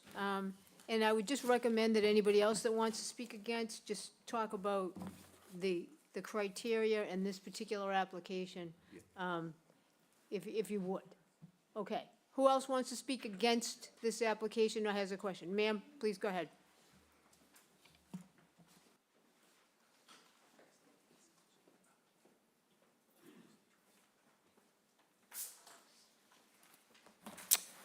Thank you, committee members. My name is Ellen McKee. I live at 184 Indian Hill Road. I've lived there for over 60 years. I grew up there, and I live there now in the same house that my parents built. I will refer specifically to a couple of the criteria elements. First of all, for D, the impact on neighborhood visual character, as well as for I, impact on natural environment, including slopes, vegetation, wetlands, et cetera. And again, referring to those photos, just to give you a little bit better idea of the layout, the group of properties we're talking about that makes up of Indian Hill Road North lies to the south end of Schoolhouse Pond and Riders Pond. And abutting that is actually a 35-acre parcel that the Chatham Conservation Foundation owns. Why do they own that parcel? Well, what you have here is a very rare area of upland pine barrens. And just a reminder that Massachusetts coastal pine barren ecosystem is one of only 3 remaining in the entire world. So this is one of the reasons why that parcel is one of their flagship properties among 800 acres that they own in Chatham. The neighborhood, those of us that have lived there for a very long time, take pride in the fact that when people drive down, they say, you know, there's not many places like this left in Chatham, this woodland landscape. We are very dedicated to maintaining a dirt road. We're dedicated to the natural woodland yards, maintaining woodland yards, and sort of a Cape Cod lawn requiring no fertilization or irrigation. None of us are tree huggers, but we do feel a very important and shared responsibility to maintaining, preserving the special environment and avoiding yard design and care practices that might be appropriate in places where there's no issue of phosphate runoff, but which are not appropriate here for this unique and delicate ecosystem. We have had very sincere concerns about Mr. Zippo's drastic eradication of the natural landscape, cutting down, as John mentioned, mature growth trees, every mature growth tree, bringing habitat loss and a fragile ecosystem and erosion issues on the back slope. We're bringing this up as it is the basis for a new concern about Mr. Zippo's plans under review. Correct me if I'm wrong, I think there's another bathroom that you're added. This new building, it just looks like it's going to be perfect for use eventually. Maybe it's not saying this, they're not saying this now, but as an Airbnb or another area where people, that would bring more population to and traffic to the road, further stressing the local natural environment, pond, wildlife, vegetation. We do advocate that the petition be declined due to the negative impact on neighboring, on the neighbors and negative impact on natural environment. We would like to suggest that as part of any conditions, if this is approved, that there are conditions to the special permit that a landscape plan be developed. This landscape plan would provide landscaping for visual buffer and screening, particularly on the road frontage, which is frankly very unsightly now because of the clear cutting, mitigates damage to the fragile environment already created. This includes erosion control on the back slopes. This does not mean laying sod and planting a few decorative plants and plants. And in light, especially, in light of the proximity of the property to the pond and its upgradient location, we would request a landscape plan that requires, where feasible, the use of native and drought-resistant plants that do not require either fertilization or irrigation. So we respectfully request that the landscape plan be submitted, if so approved, for consideration by the zoning board or the CONSCOM as appropriate, to assure that what is being proposed accomplishes these objectives. Thank you. Thank you for coming. Is there anybody else here on Microsoft Teams who will speak against or has a specific question? Yes, ma'am, I see you. If you have any additional information, that would be great. I don't have additional information, but I wanted to reiterate just briefly. So, Sandra O'Sullivan, 193 Indian Hill Road North. So I don't have a huge objection, certainly to the scale, but I do have concerns. And my primary concern is that Mr. Zippo has shown a disregard for the character of the neighborhood. And I think it's been pointed out that it's a dirt road, and it comes down, it goes through a wooded area, and it gets near Schoolhouse Pond. And people appreciate that it's natural. We have for years. I mean, we really do value that. And as a new property owner, he came in and clear-cut his lot. Now, that may be in his right to do that, because he doesn't front on the lake. And he's also a real estate developer by trade, I believe, and so he has a certain approach or viewpoint into what is right in that regard. And the property by itself, without considering context, is perfectly nice. It would be nice in any generic suburban neighborhood, but here, it just doesn't fit in.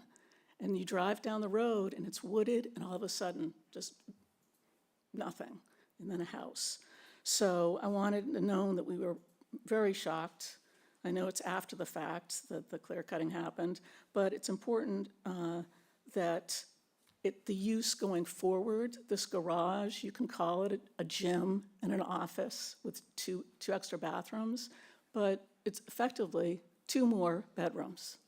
It's going to be a freestanding secondary dwelling, which I don't object to, so long as the septic can handle that, truly. So if you already have a 4-bedroom home, you can say, I just really think it's going to be an additional 2 bedrooms, 2 baths, right near Schoolhouse Pond. And if the septic can't handle it, I'm just concerned that there hasn't been enough care given by the developer as it is. And I'd want it to be attended to going forward. Thank you, ma'am.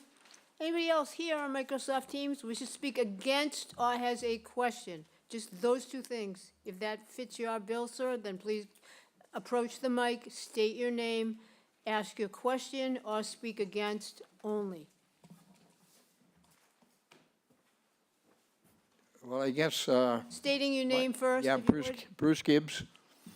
I guess my question is, I have to ask Mark. I would like to believe that what his intentions are valid, and I'll try and support that. And I understand my neighbor's concerns. I'm the man that takes care of the road, and I love where we live. Very, very few places anywhere, even in this state, compared to where we live. So we don't want it changed. I understand people's concerns, and I've said this to Mark. Clear cutting the property, it was terrible. It was a mistake. Okay, so maybe we can move on. Maybe we can all move on and be good neighbors. And I'm going to put my faith and stock in that. But it's up to Mark. So that's all I want to say. Thank you. Very good. Okay? Yes, thank you. Anybody else here on Microsoft Teams wishes to speak against or has a specific question? I see somebody. Yes, I see them. Yes, sir, on Microsoft Teams. Just make sure you're unmuted, state your name and your question or why you're against this application. My name's James Raymond. I don't know if you want to permit me to speak, because my brother did speak for Well, if you 5 have minutes. anything new, that would be great. I do. 2 things. One, Ellen touched on this. The application is shown as an office, but sheet A2 shows a full bathroom and what certainly appears to be a kitchen just on the other side of the bathroom wall. So it appears this is going to be a dwelling unit. The importance of that is it increases the intensity of use. Second, it was noted earlier, your comprehensive plan, it's not law, it's not like a zoning ordinance, but it does provide guidance on interpreting your criteria. And your comprehensive plan and the land use section does refer to preserving the environment of Chatham. And, it's seaside resort look. Mr. Zippo's lot now no longer has that. Why that's important is if you look at the criteria you're to consider, it is visual impacts on the neighborhood, compatibility, and natural environment. Now, this garage is below, arguably, the plane of the road, but because he chose to strip the lot, it's clearly visible. This is not a hidden structure, so that any increase in use is going to be clearly visible with an impact. So if you're essentially having another dwelling unit on this lot, essentially a naked lot, it's going to have an impact. Mr. Zippo, true, probably was entitled to strip his lot, but he's coming before you for a special permit now where you're entitled to review the impact of the further development. And to say this is not going to have any in light of what he's done to the lot is nonsensical. So that's why we think when you do your review and find the criteria that the ordinance requires you to find, it's going to be very difficult to find it's not having an adverse impact on the neighborhood. It's not compatible with the existing uses, and it's going to have an adverse impact on the natural environment. Now, we recognize the board generally will approve permits. That's why we also added that as an alternative to consider as conditions some effective screening. He's taken it all away. The photographs show that there was screening before. There is none now. So we'd like that to be restored as a condition if you choose to approve this special permit. Thank you. Thank you for attending, sir. Anybody else here? Madam, Yes, go Madam Chair, ahead. I can't attend because I had back surgery. No, I you know attended by being I know, but it's not the remote. same. I don't No. want you to feel like I wasn't coming. No, we Thank you. heard every word you said, and we appreciate your attendance in whatever capacity you've attended. Okay, now, anybody else here or on Microsoft Teams that wish to speak against or has a specific question? I don't see anybody. Counsel, would you like a chance to rebut?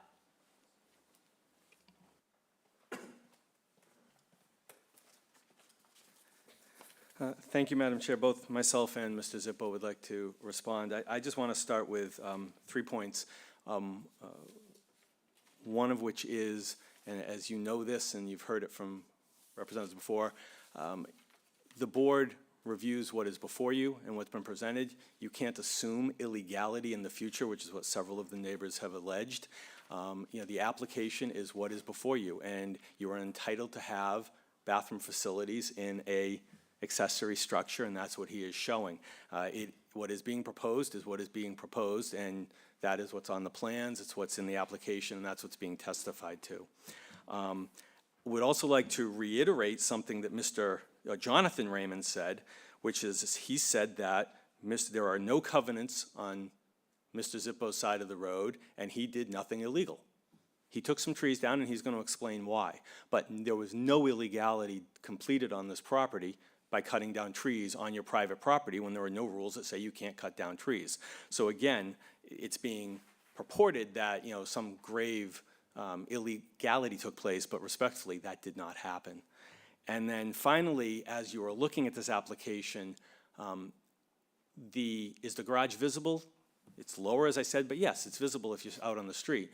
But what is the visual impact as you're looking at the plans? Effectively, it's a dormer, because the deck's on the back of the property. So the visual impact of the existing structure on the existing neighborhood is the addition of a dormer. And I just ask you to keep that in mind as you're reviewing the proposal. And Mr. Zippo would like to respond as well. Thank you. Yes, please, just state your name for the record. Sure. Hi, Mark Zippo, owner of the property. Thank you for hearing us today, Board. I'm a little shocked, only because I've had direct conversations with each direct abutter. The Slagles to my left, the Stories to my back, and then also I've had conversations with Bruce, but I really haven't heard from the Raymonds until today. All I really know about the Raymonds and the property is that they owned a significant amount of the property in the area at one time, and that it may have been diminished over time through the family. I'm not sure about that, but I know that their dad owned sort of a diagonal property, and he was a very nice man. We met several times. We had many conversations. He was a World War vet.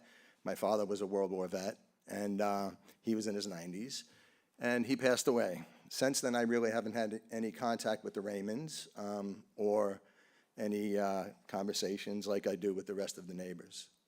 I do respect the desire, and I do understand the feel of the neighborhood and the trees.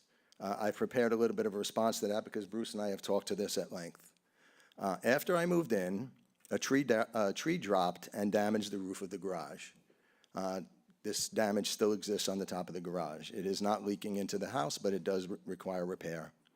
We called the service out. We discovered that we had almost 20 infested pines, all within approximate range of damaging the existing structures. They were apparently ravaged by beetles. After pricing the cost to clear the infested pines one tree at a time, because they were intermittently intermingled within the property, the pricing was between $15,000 and $20,000, not counting the potential for any further infestation that could happen with the existing trees. We made the decision to clear the lot of approximately 1/3 of the coverage of the 45,000 square feet. Currently, prior to what has previously been said, the lot is not clear-cut. There is many, many feet of lot and protection between the stories, which is the back lot, and myself. Anything that could or would not fall on a structure was not cleared. Let's see. At that time, we called the town, and we were told there were no local ordinances related to removal of trees on the lots that were not within a conservation area. Additionally, since the clearing, there have been almost 40 evergreens planted and an additional 12 flowering ornamental trees. So that is my response to that. Thank you, very good. All right, so now we're going to continue on with, I believe, questions from the board, if I'm not mistaken. Are there any? Yeah. Yeah, okay. David Nixon, go first. Mr. Singer, Mr. Nixon. when I see things like 3 showers, several linen closets, sinks, areas for refrigerators, I start to think, and big deck, I start to think, boy, this is almost a guest house. It's this close to being a guest house. And as you know, guest houses aren't allowed in this scenario. So I'd ask you a couple of questions. Why so many showers? Why linen closets, sinks, areas for refrigerators, and a deck that is massive, and an office, but I'm hearing this really isn't an office, maybe it's a bedroom. So just kind of fill me in on some of those things. Let's start with, is this an office or no? It's an office, but because it has, similar to the basement in the house, because the office has privacy, because it's in a separate structure, the health department, under the state health code, treats it as a bedroom. But it's an office, to answer that question. Okay, and well, let's stay with that, okay? Sure. And the office, what sort of business is your client in that he would have this office? He wants to have a private office for his own personal use, Mr. Nixon. It's not a business. He's not proposing a home occupation. This is just to have an office space. I have an office at my house. It's what would have been the den, but I've turned it into my office. It's where I do my writing. I mean, it's a space to get away. This is Mr. Zippo's year-round property, lives there with his family, and the place to exercise on the first floor, shower when you're done, and have space on the second floor, and you might shower there. I mean, there's nothing improper about having an office. And if this building was attached to the house, you probably wouldn't have the same questions. But it's the not, same. yeah. So he has no employees, is that correct? Correct, this isn't a business. I mean, it's just, you see offices labeled on houses. He could have said den, I mean, but it's where he's going to do his work. It's not a business. Why the size of the deck? I mean, that's a big deck. I mean, there's no legal requirements against the size of a deck, but. No, look, I'm not here to argue with you. No, well- I'm simply asking questions. Okay. And I want answers, not a joke. Mr. Zippo, I'll respond. thank you. The reason for the number of bathrooms is I'm a 62-year-old man, And if I were to drink the bottle that was previously sitting next to you over there, I would have several trips to the bathroom. And I have a knee problem, and I would prefer not to have to go up and down the stairs. And I doubt that there's many people in this room who are 60 or over who would not like as many bathrooms as they can possibly afford in their house. I have the opportunity to do that right now, and that's what I would like to do. There's nothing illegal about it. And the size of the deck? I don't think there's a prohibition on the size of a deck. I I think that a lot of this previous conversation from the people who are objecting, and now this particular conversation sort of insinuates that I might do something illegal, and I really feel uncomfortable with that.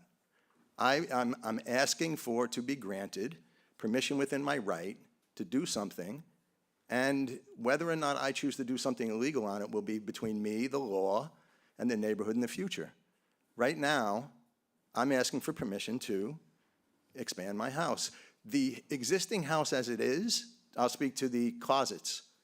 The existing house as it is We're going to do has, questions and answers, and you weren't asked, very respectfully. Yes. You weren't asked about your closets. well, we were asked about closet space. There Well, I was a moved on mention to of the deck, closet space. actually. He actually just asked you why you need such a big deck. Okay. And I don't even know if that's something that you need a special permit. You don't have to, any question I ask, you don't have to answer. Nope. There's Well, I'm no choosing to obligation answer- on I'm your choosing part. to answer it.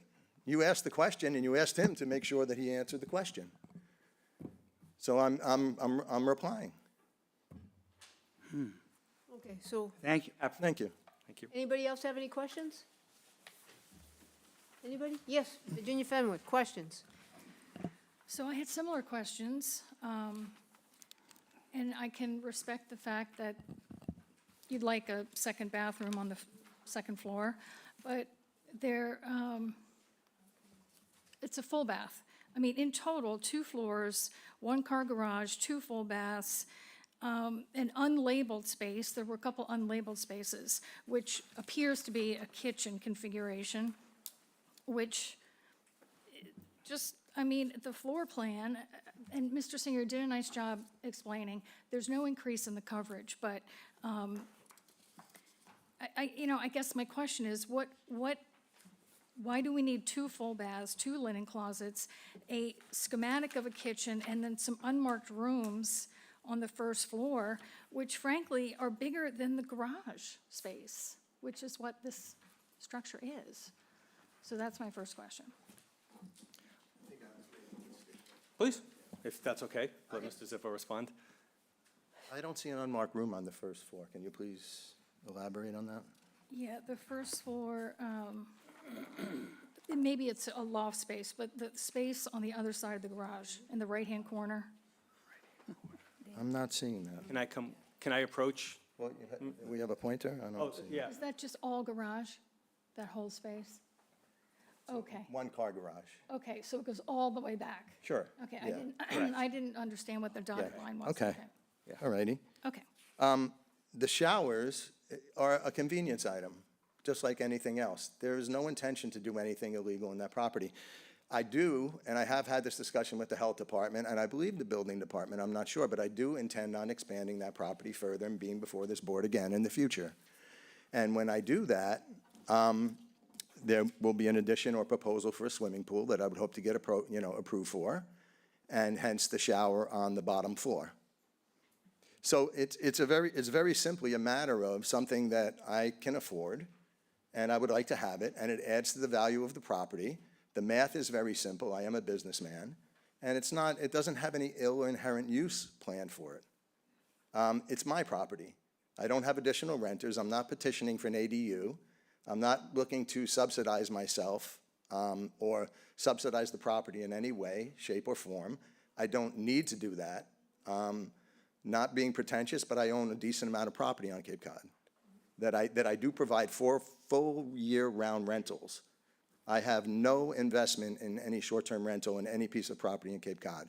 Yet I do rent houses out to 9 full-time residents I think we're here going on Cape above Cod. and beyond. But I think it's Yeah. important I state that No, for the okay. board. Okay, and I'm ready for any other questions. okay.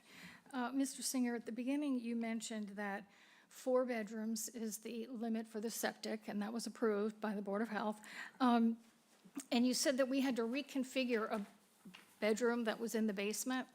Is that what I heard? Not a bedroom, but again, hobby space that's being classified as a bedroom, the same way the office is. Okay. So you're reconfiguring it so it isn't considered legally a bedroom, and then you're moving that fourth bedroom? Actually, no. Right now, the house was previously identified as a three-bedroom house.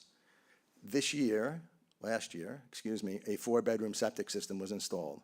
So I met with the health department, and we are now utilizing the fourth bedroom as the one that they had requested, that we were not obviously, I was not obviously in love with the idea that they wanted to identify one of those things as a bedroom because the loft space, but I didn't want to get into a contextual situation. The loft space between the first and the second floor is open, but they desired to have it called a bedroom, so I said, okay. And then we had a conversation about how I wished to expand the house in a year or so, and what we would do, and I went through the layout with them, and we had a nice conversation, and I invited them out. I think they had said that they were not inclined to come at this time until I presented the plans for the other house. But right now, the three bedrooms that are identified in the existing house, which by the way was a cabin when I bought it. So there are very, very few closets. The space is very constricted. One of the bedrooms is identified as a basement bedroom. But as a basement bedroom, this has two doors and a pass-through, and one of the doorways is below 6'8". You have to squeak down to get through and into it. So what we talked about with the health department was when the time came and I drew up the new plans, I would open up the basement, and she would be open to considering the fact, and of course, all this would be presented to the board, to remove that bedroom. Thank you. I just want to say that we already have the health agent's comment saying that you'd Fair have to enough. reconfigure. Okay. So obviously, we trust that you will go along with whatever they need, Thank you. right? Can Yes. we agree with that?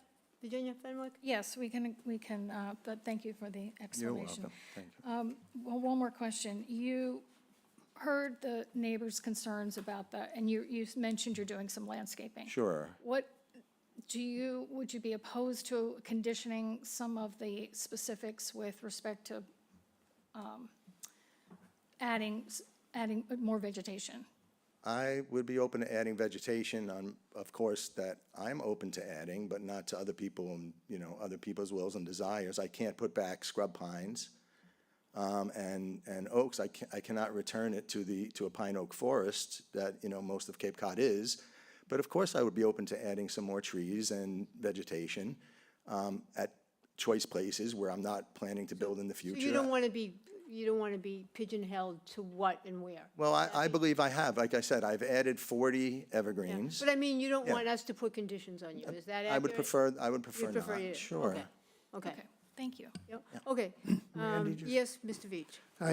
I don't hate to prolong this, but I just would like to ask Jay, and I know that this is not being proposed, but does this look if someone were to seek to turn this into an ADU, does it look like it might meet the requirements? I believe so. That's what I'm thinking. And I don't, and we're trying to encourage that kind of thing, so I just want to say that. Thank you. Yeah, so counsel, you're aware that you wouldn't even have to apply for that ADU if you wanted to do it, you could do by right, isn't that right? That's correct, but I have no I intention of doing that I just because want to ask your attorney yeah. that. But yes, we agree. Yes. And I wouldn't further- hold you to the same level as Yes. your attorney with regard to whether or not you could do it by right. Fair enough. And then the other thing is, with regard to your deck, you don't even need a special permit for that from us today, do you? No. No, My only with respect to you, my only comment would be a question back to Jay, since you had noted that the change of habitable space required a special permit. Would the deck itself not? If it was just a deck, if Mr. Zippo had come in and said, "Hey, want to do a deck with some emergency stairs off the back," would that have been allowed by right? Well, as you know, you and I are differing of opinion of whether or not this structure is conforming or non-conforming. I see it as a non-conforming structure because it doesn't meet the current 25-foot abutter setback. But, so for that reason, it's a conforming deck. If the deck meets the setback, you probably would not be before the board for that. Okay. my understanding is it meets the setback, but I have a good source. Yeah. So, yes. I believe it so does. I just wanted your neighbors to know that you have a right to have that deck. You don't need us to allow for that. So that's a question that I wanted to make sure I got answered. Okay, so we don't have Paul to do it, so Dave Veach. Yeah, I will move to close the hearing, move into deliberations. And David Nixon? Ed Atkins, Oh, Ed seconds. Action will second. Very good. Yes, I agree. And, Yes. and I agree as well. Okay, so now. Well, we're I gonna vote do- yes. Oh, very good, very good. Yes. Now we're going to do deliberations, and we'll start with Ed. I was listening to the neighbors, and I can respect, their, enthusiasm for the environment there, that it's been that way for a while. They've lived there for quite a while. But a lot of what they were discussing would come under the purview of conservation, not us. We have, 12 criteria, 10, 11 that apply here. And the applicant hasn't, cut down any trees that are in a sensitive area by the laws of the town through conservation. And if he had, he would take that up with conservation, but I don't really see that as in our purview. I believe it's not substantially detrimental to the neighborhood, what's being proposed. I like the fact that the applicant, would consider, perhaps screening some areas if everyone could get together in the neighborhood. And I have no issues with the proposal. Okay, very good. David Veach, while we're down there? Yeah, I certainly appreciate the concerns expressed by the neighbors. I was, and they've done it, and congratulations on doing a very good job of maintaining a nice area and gravel road. It's really a great little enclave there, a little neighborhood.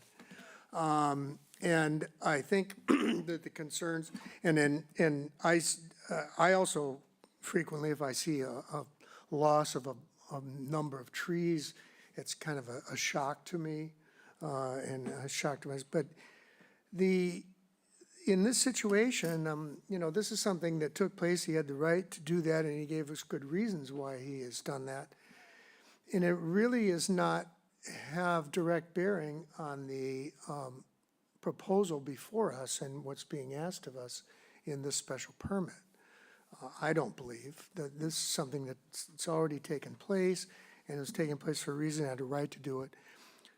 The Conservation Commission does not have jurisdiction here on this property, and so the concerns that, and I don't think that those concerns are properly, we should be probably taking many of those into consideration in this case. I think I can confine the decision to what's being proposed, and I certainly don't find it to be substantially more detrimental to the neighborhood. It's adding a dormer and a deck. But I appreciate the considerations being expressed, and I'm sure, and it sounds like Mr. Zuppo will take all that to heart and go forward with it. But this certainly meets our criteria, all of our criteria, and is not substantially more detrimental in the neighborhood. And I don't think we should be attempting to condition it in response to something that's already taken place on the property legally. Okay, Steve, deliberations. Well, I was a little bit concerned about about all the tree removal, but there was a reasonable explanation as to why. It is kind of a shock when you see something like that, but as long as it can be explained. We have to consider what the application is, and the application is dealing with just the garage, the footprint of the garage is not changing in any size. You're adding a dormer, but that's not decreasing a setback. It's not increasing the height of the building. So we have to consider exactly what's being applied for. I wouldn't mind seeing a little bit more landscaping done, but, you know, as far as the application itself, I would support it. Okay, David Nixon, what say you? Well, I don't like it. I get a real bad feeling, but I can't vote based on that. They were evasive about some of my questions. And like I said, they don't have to answer any question. But that deck could be a lot of problems to neighbors, noise, that sort of thing. So I'll probably vote no. Okay, Virginia Fenwick, deliberations? So I agree with comments from my colleagues. From a zoning perspective, a lot of these things, I mean, there is no change to the building coverage. Steve, you mentioned that. No change to gross floor area. I don't like it either. I don't like it because it looks like it could be a second home on that lot. However, it's all interior. It's not within our criteria that I can see, except for use. I do differ, though. I would condition it if I supported it, because I think that it's the cooking facility. I mean, there's an outline of a kitchen here. It's not labeled a kitchen, but that's what it looks like. And by the way, we see these all the time. Very frequently we see these. So we're very familiar with having a situation where it's needs some conditioning. So I would support conditioning it if I voted in favor. And so I understand that you could have an ADU just by right there, but then that has special rules for it, and you might not want to have those rules. May I Yeah, respond to that? No, you cannot. Okay. So I'm just saying, you know, if we voted no on this, you could have an ADU, but then you'd have to follow all the ADU rules. And you probably don't want to do that. And you had every right to take down those trees, and you didn't even have to give us an explanation, although what you did was you caused your problem in that now there is an issue of how this looks from the neighborhood, because you've gone and caused your own problem, because now everybody can see everything, and your neighbors are mad. But again, you had the right to do it, and you didn't have to explain it. Whether or not this is substantially detrimental to the neighborhood, it only is because you've infuriated your neighbor. So you've already done that, so I don't think putting up a dormer is gonna get them any more upset. It's maybe the future things you wanna do will upset them further, but that is not for us for today. So I cannot vote no for a dormer on something that you could barely see, even without the trees. However, this is unfortunate. And I am a tree hugger, just so you know. Yes, very much so. But again, I'm also, I respect your rights. So I would vote yes. I'm not sure if you're gonna save the day here, because we have two people that may not. So, do you want us to do a straw vote?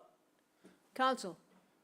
Well, if I might, Ms. Fenwick said that you didn't say what, but you said if you're going to consider voting yes, you'd be looking for a condition. I assume the condition was there shall be no kitchen in the detached structure. And if that's the case, then that's a condition that Mr. Zippo can live with. So that would be fine if that's what you were speaking to. I thought you were speaking of trees, but maybe not. No, I was talking about Yeah. kitchen. That's going to be something that would be very difficult for us to police. We're not going to be able to ride by the house and see if we hear a toaster oven dinging or we smell pie cooking, Sure. Well, while that is an absolutely true statement, I have seen such a condition before, and what that relies on, as most things do under zoning, is if Mr. Zippo was doing something inappropriate, there would be a complaint to the building commissioner. He then has the authority to come out and do a inspection, and if there is a violation, then you issue a show cause, and the applicant would be back before you. So absolutely, while it's hard to police, there is the mechanism to do it. Yeah, so we still haven't learned whether or not Ms. Fenwick would vote yes with no, no stove or whatever it is that you. Well, I want to follow up, Mr. Singer, you said no kitchen. So that area with no refrigerator, no sink, no stove. There's already a sink, right? Yeah, it's proposed. Well, No, it's- no stove for sure. It was never intended to be a kitchen, but it is very convenient when you have an outbuilding to have a sink and a refrigerator for refreshments and to wash your hands and things like that when you come out of, the restroom. And especially if you want a pool down the line, so, Right. we don't want you to So- make promises you can't. So I would be more comfortable with no kitchen, just, it will not be a kitchen, and that would be written into the permit. An expressed condition in the Oh, decision. wait a minute, we have some information. So you'd be looking for no cooking facilities shall be installed in the accessory structure. Is that the language you would normally utilize? Yes. And that seems fine. Is that something that you would vote yes on, or would you like us to do a straw vote? Because we don't want to disappoint you. Right, well, I think, yes, a straw vote, since I think Ms. Fenwick's Because once we vote is vote, important. we've had some experience with that at recent past, so. No, I appreciate, so yes, if you'd be willing to do a straw vote. We'll do a straw With vote the condition of first. no cooking facilities in the accessory structure. Okay, David Veach, how would you vote with that? I would vote in favor in order to see this Yeah. go. I Okay, philosophically, Mr. Acton, how would you vote? I would vote yes. Yeah, and No. Jenny? I'm not happy about it, or I don't like it, but I would vote yes if you would condition. And I told you I would vote yes, but, this is not a great situation. So now we'll officially vote. We would appreciate that, thank you. Yes. And so we need a motion with the conditions. so I will move approval of application number 24052 as presented, with the condition that Sarah had said that no, Nope. No cooking facilities shall be no installed. in the cooking accessory facilities shall structure. be installed in the accessory structure. Okay. And I don't really think we need. No, we this kind of, we don't need other conditions, I don't believe. So that's my Okay. motion. Second, Dave? Can you second it? Oh, no, I'm sorry, Ed's going to be the seconding person today. I apologize. I'm used to Dave filling in. I second that. Yes, okay. Yes. And how do you vote? And I And I vote yes. And Dave Veach votes yes. And Dave Nixon? I vote no. No, and Ginny? I vote yes. As do I, okay, you prevailed with a super. Thank you, Board. Appreciate Very the much for time your tonight. time. We appreciate it. Congratulations. All right. Moving our way down to the bottom of the first page. 25-014, 38 North Road. This is going to be an application by the homeowner, I think. And first, Sarah will read the application. Application number 25-014, LaVille Nominee Trust, 38 North Road, Chatham, Mass. 02633. Owner of property located at 38 North Road, also shown in the Town of Chatham Assessor's Map 9I, Block 16, Lot SW 39. The applicant seeks to enlarge, extend, or change a non-conforming dwelling on a non-conforming lot via the construction of an accessory structure, art studio. The proposed accessory structure will comply with all bulk and dimensional requirements of the bylaw, but is considered a substantial alteration, and under the second except clause of Section 6 of Mass General Law, Chapter 40A, such substantial alteration requires the grant of a special permit. The existing building coverage is 1,647 square feet, and the proposed building coverage is 1,982 square feet, where 2,850 square feet is the maximum allowed. The lot is non-conforming, and that it contains 20,190 square feet, where 60,000 square feet is required in the R60 zoning district. A special permit is required under Mass General Law, Chapter 40A, Section 6, and Section 5B of the protective bylaw. Welcome, and we know you've been sitting here for a long time. We're glad we haven't scared you away. Do you have a copy of the criteria that? I do. And you can what you could do is run through the ones that are relevant, if you would, the criteria that are relevant. Tell us about your art studio that you want to put. Okay, Mike Lavelle, Nominee Trust. Laura Lavelle.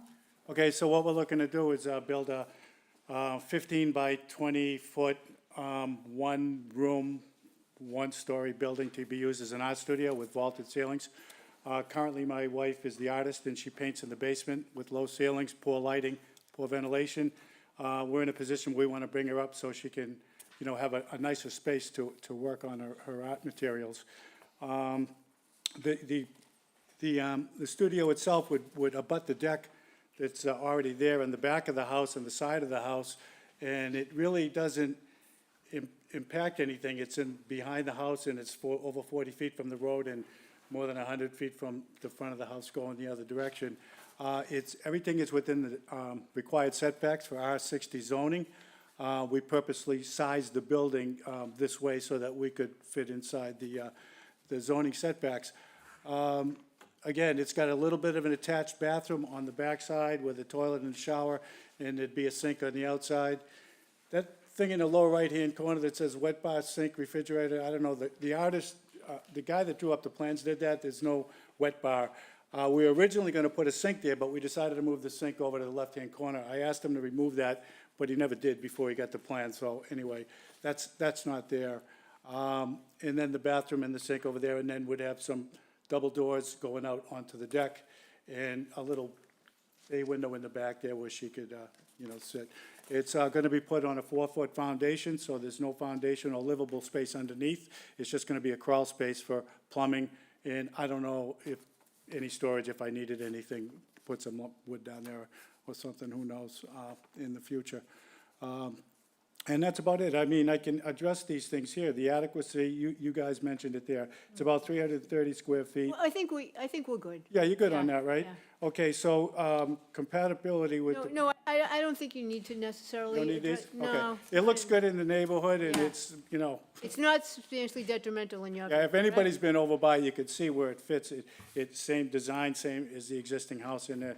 There's no impact on the neighborhood, no you noise, go. no There you go. utilities, nothing like that. No, you did a great job. Okay.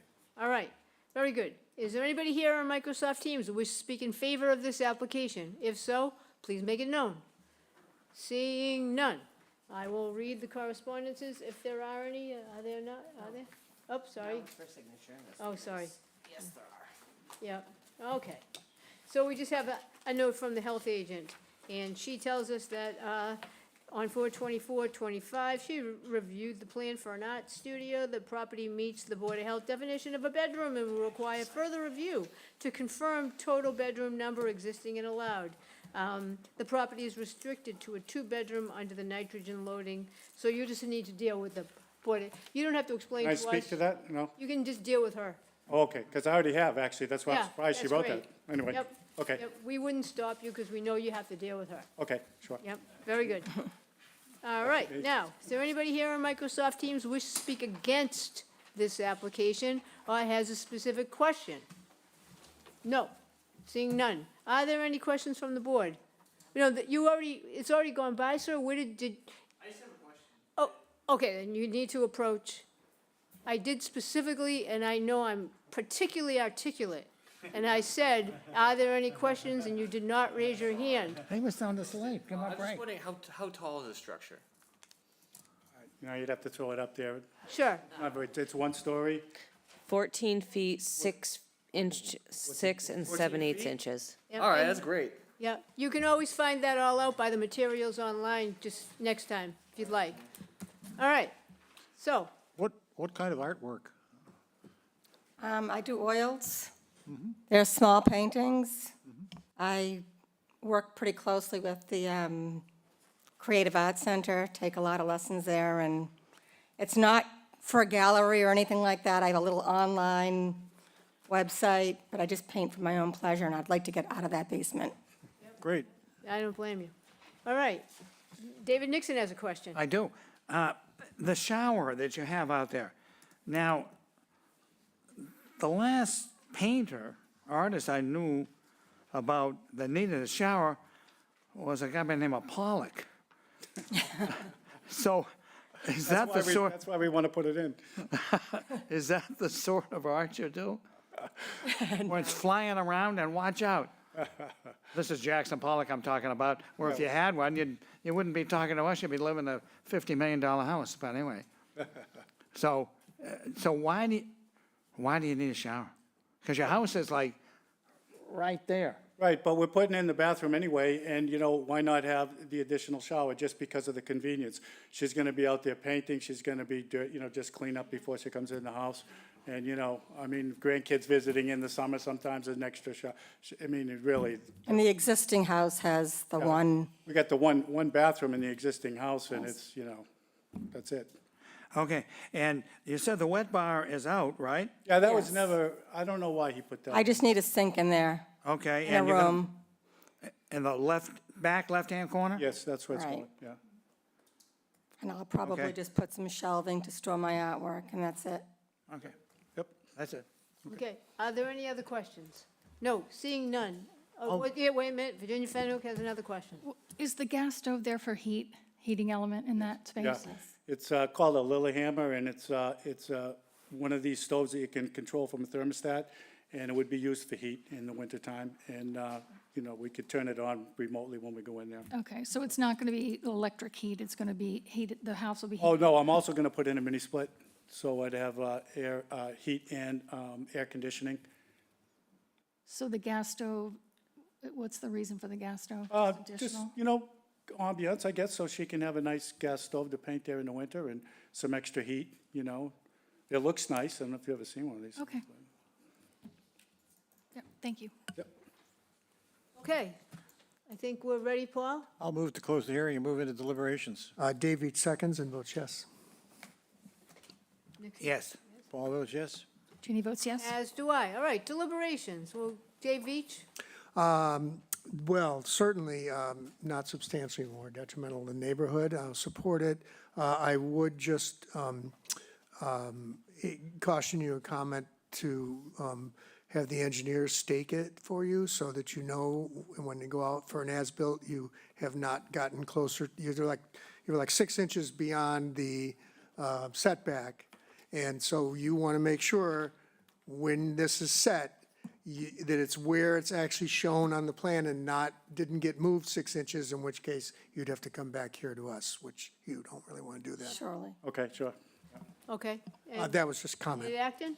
And I think it's going to be a nice addition, and I'm happy to help you get out of the basement. Thank you. David Nixon? Well, now that I'm assured that it's not going to be paint flying all around. No, no. I have no issue. It's certainly not substantially detrimental. All right, very good. And Paul?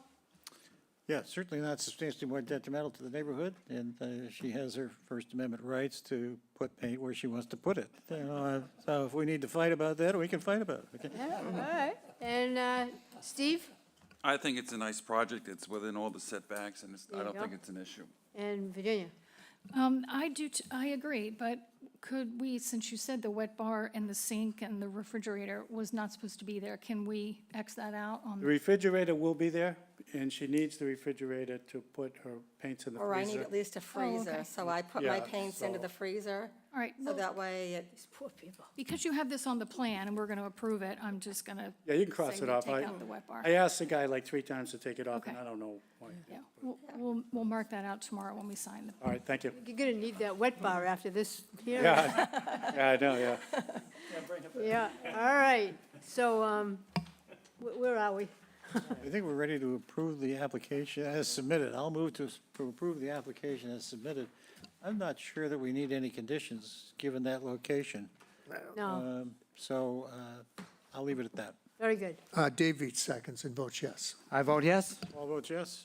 He votes yes. As do I, it's unanimous. Congratulations. Thank you. Enjoy. All right, thanks. All right, last but not least, we have Richard Puccio Jr. and Karen Puccio, care of William Litchfield, 25-015, 36 Dune Drive. We've seen this before, so maybe we can learn what's new. Thank you, Madam Chairman. Bill Litchfield, Sarah, read there. Application number 25-015, Richard C. Puccio Jr. and Karen Puccio, care of William G. Litchfield Esquire, 330 Orleans Road, North Chatham, Mass. 02650. Owners of property located at 36 Dune Drive, also shown on the Town of Chatham's Assessor's Map 16A, Block 10, Lot C6. The applicant seeks to enlarge, extend, or change a non-conforming dwelling on a non-conforming lot via the partial demolition of the existing dwelling and the construction of additions. The existing dwelling is non-conforming in that it is located 18.2 feet from the southerly abutter, 20.3 feet from the northerly abutter, and entirely within the Coastal Conservancy District, floodplain elevation 13. The proposed addition will be non-conforming in that it will be located 18.6 feet from the southerly abutter, where a 25-foot setback is required, and entirely within the Coastal Conservancy District, where a 50-foot setback is required. The existing building coverage is 2,820 square feet, and the proposed building coverage is 2,845 square feet, where 2,800 square feet is the maximum allowed. The lot is non-conforming in that it contains 101.6 feet of frontage where 150 feet is required, and 0 feet of buildable upland where 20,000 square feet is required in the R40 zoning district. A special permit is required under Mass General Law, Chapter 40A, Section 6, and Section 5B of the protective bylaw. Mr. Litchfield, welcome back. Thank you very much, Madam Chairman. Bill Litchfield here on behalf of Richard and Karen Puccio. We have with us Thad Eldridge of East Southeast. Online and in the rear, we have Ted Spencer and Matt Spencer of Spencer and Company, the designer and potentially the builder.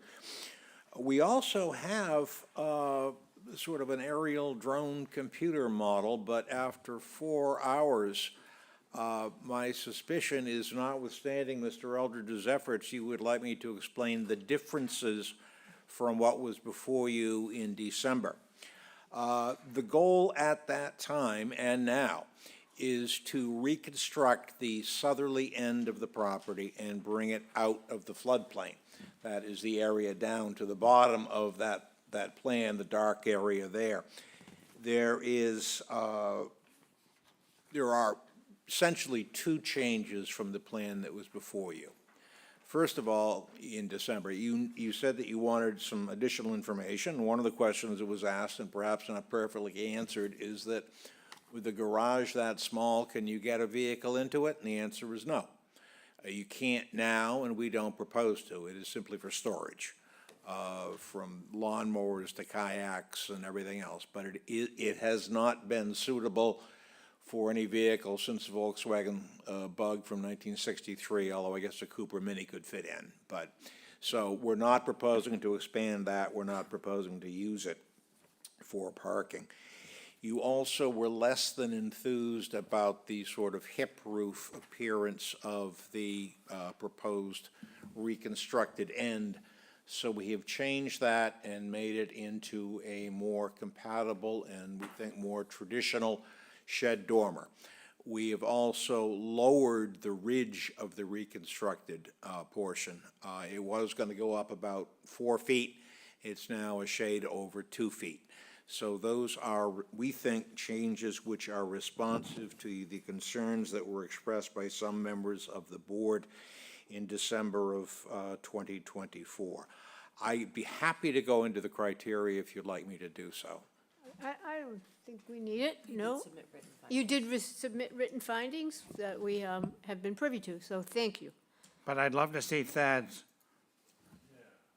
No, I'm speaking for myself. I don't think anybody else. Yeah. I'm just saying, Thad, Maybe he could stop by the office Yes. at some point tomorrow. I want to see it. And see it. Yes, all right, very good, very good. So is there anybody here on Microsoft Teams who wishes to speak in favor of this application? If so, please make it known. Is there anybody?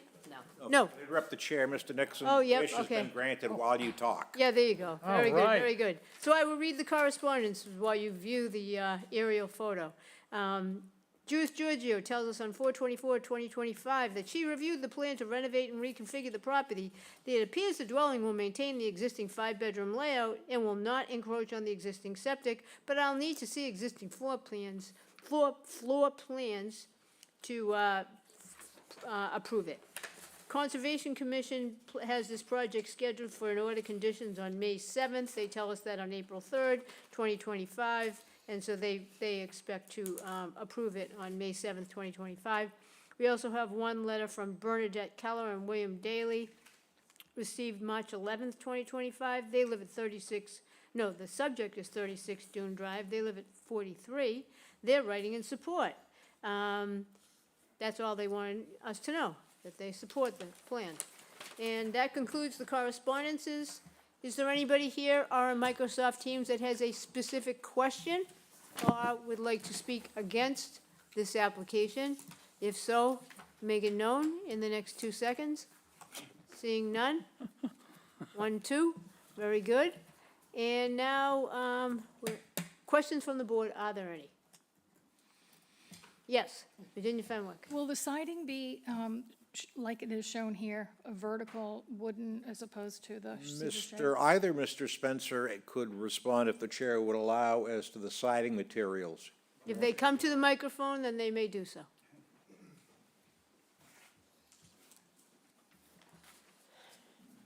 Hi, Matt Spencer. I believe that was drawn in to help articulate the contrast and give some depth to the drawing for the board to see it more clearly. So the garage It will would be be white cedar shake? shingles, just like the rest of the house. Okay, thank you. And the roof shingles to match the remainder.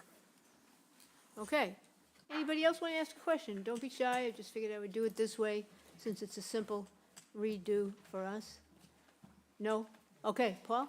I'll move to approve the, excuse me, I'll move to close the hearing and move into deliberations.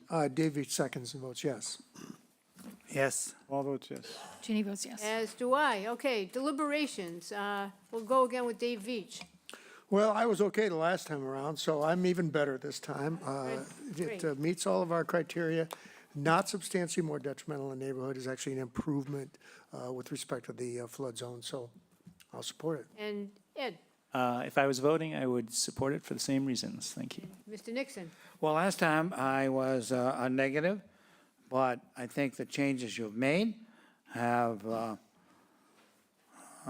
made me feel a little better about it, and I'll be voting yes. And Paul. I agree with Dave Veach. I think it's a good project, no problems with it, and nice job on the vertical look at it. Very nice. Thank you, Ted. And Steve? I agree with all the previous. And Jenny? I too was a no last time, and I thank you for being responsive to the comments that we made. It looks more integrated, and I would support it. Yeah, and I thought it looked awkward last time too, and now it looks very nice, so thank you for listening as usual. And let's vote.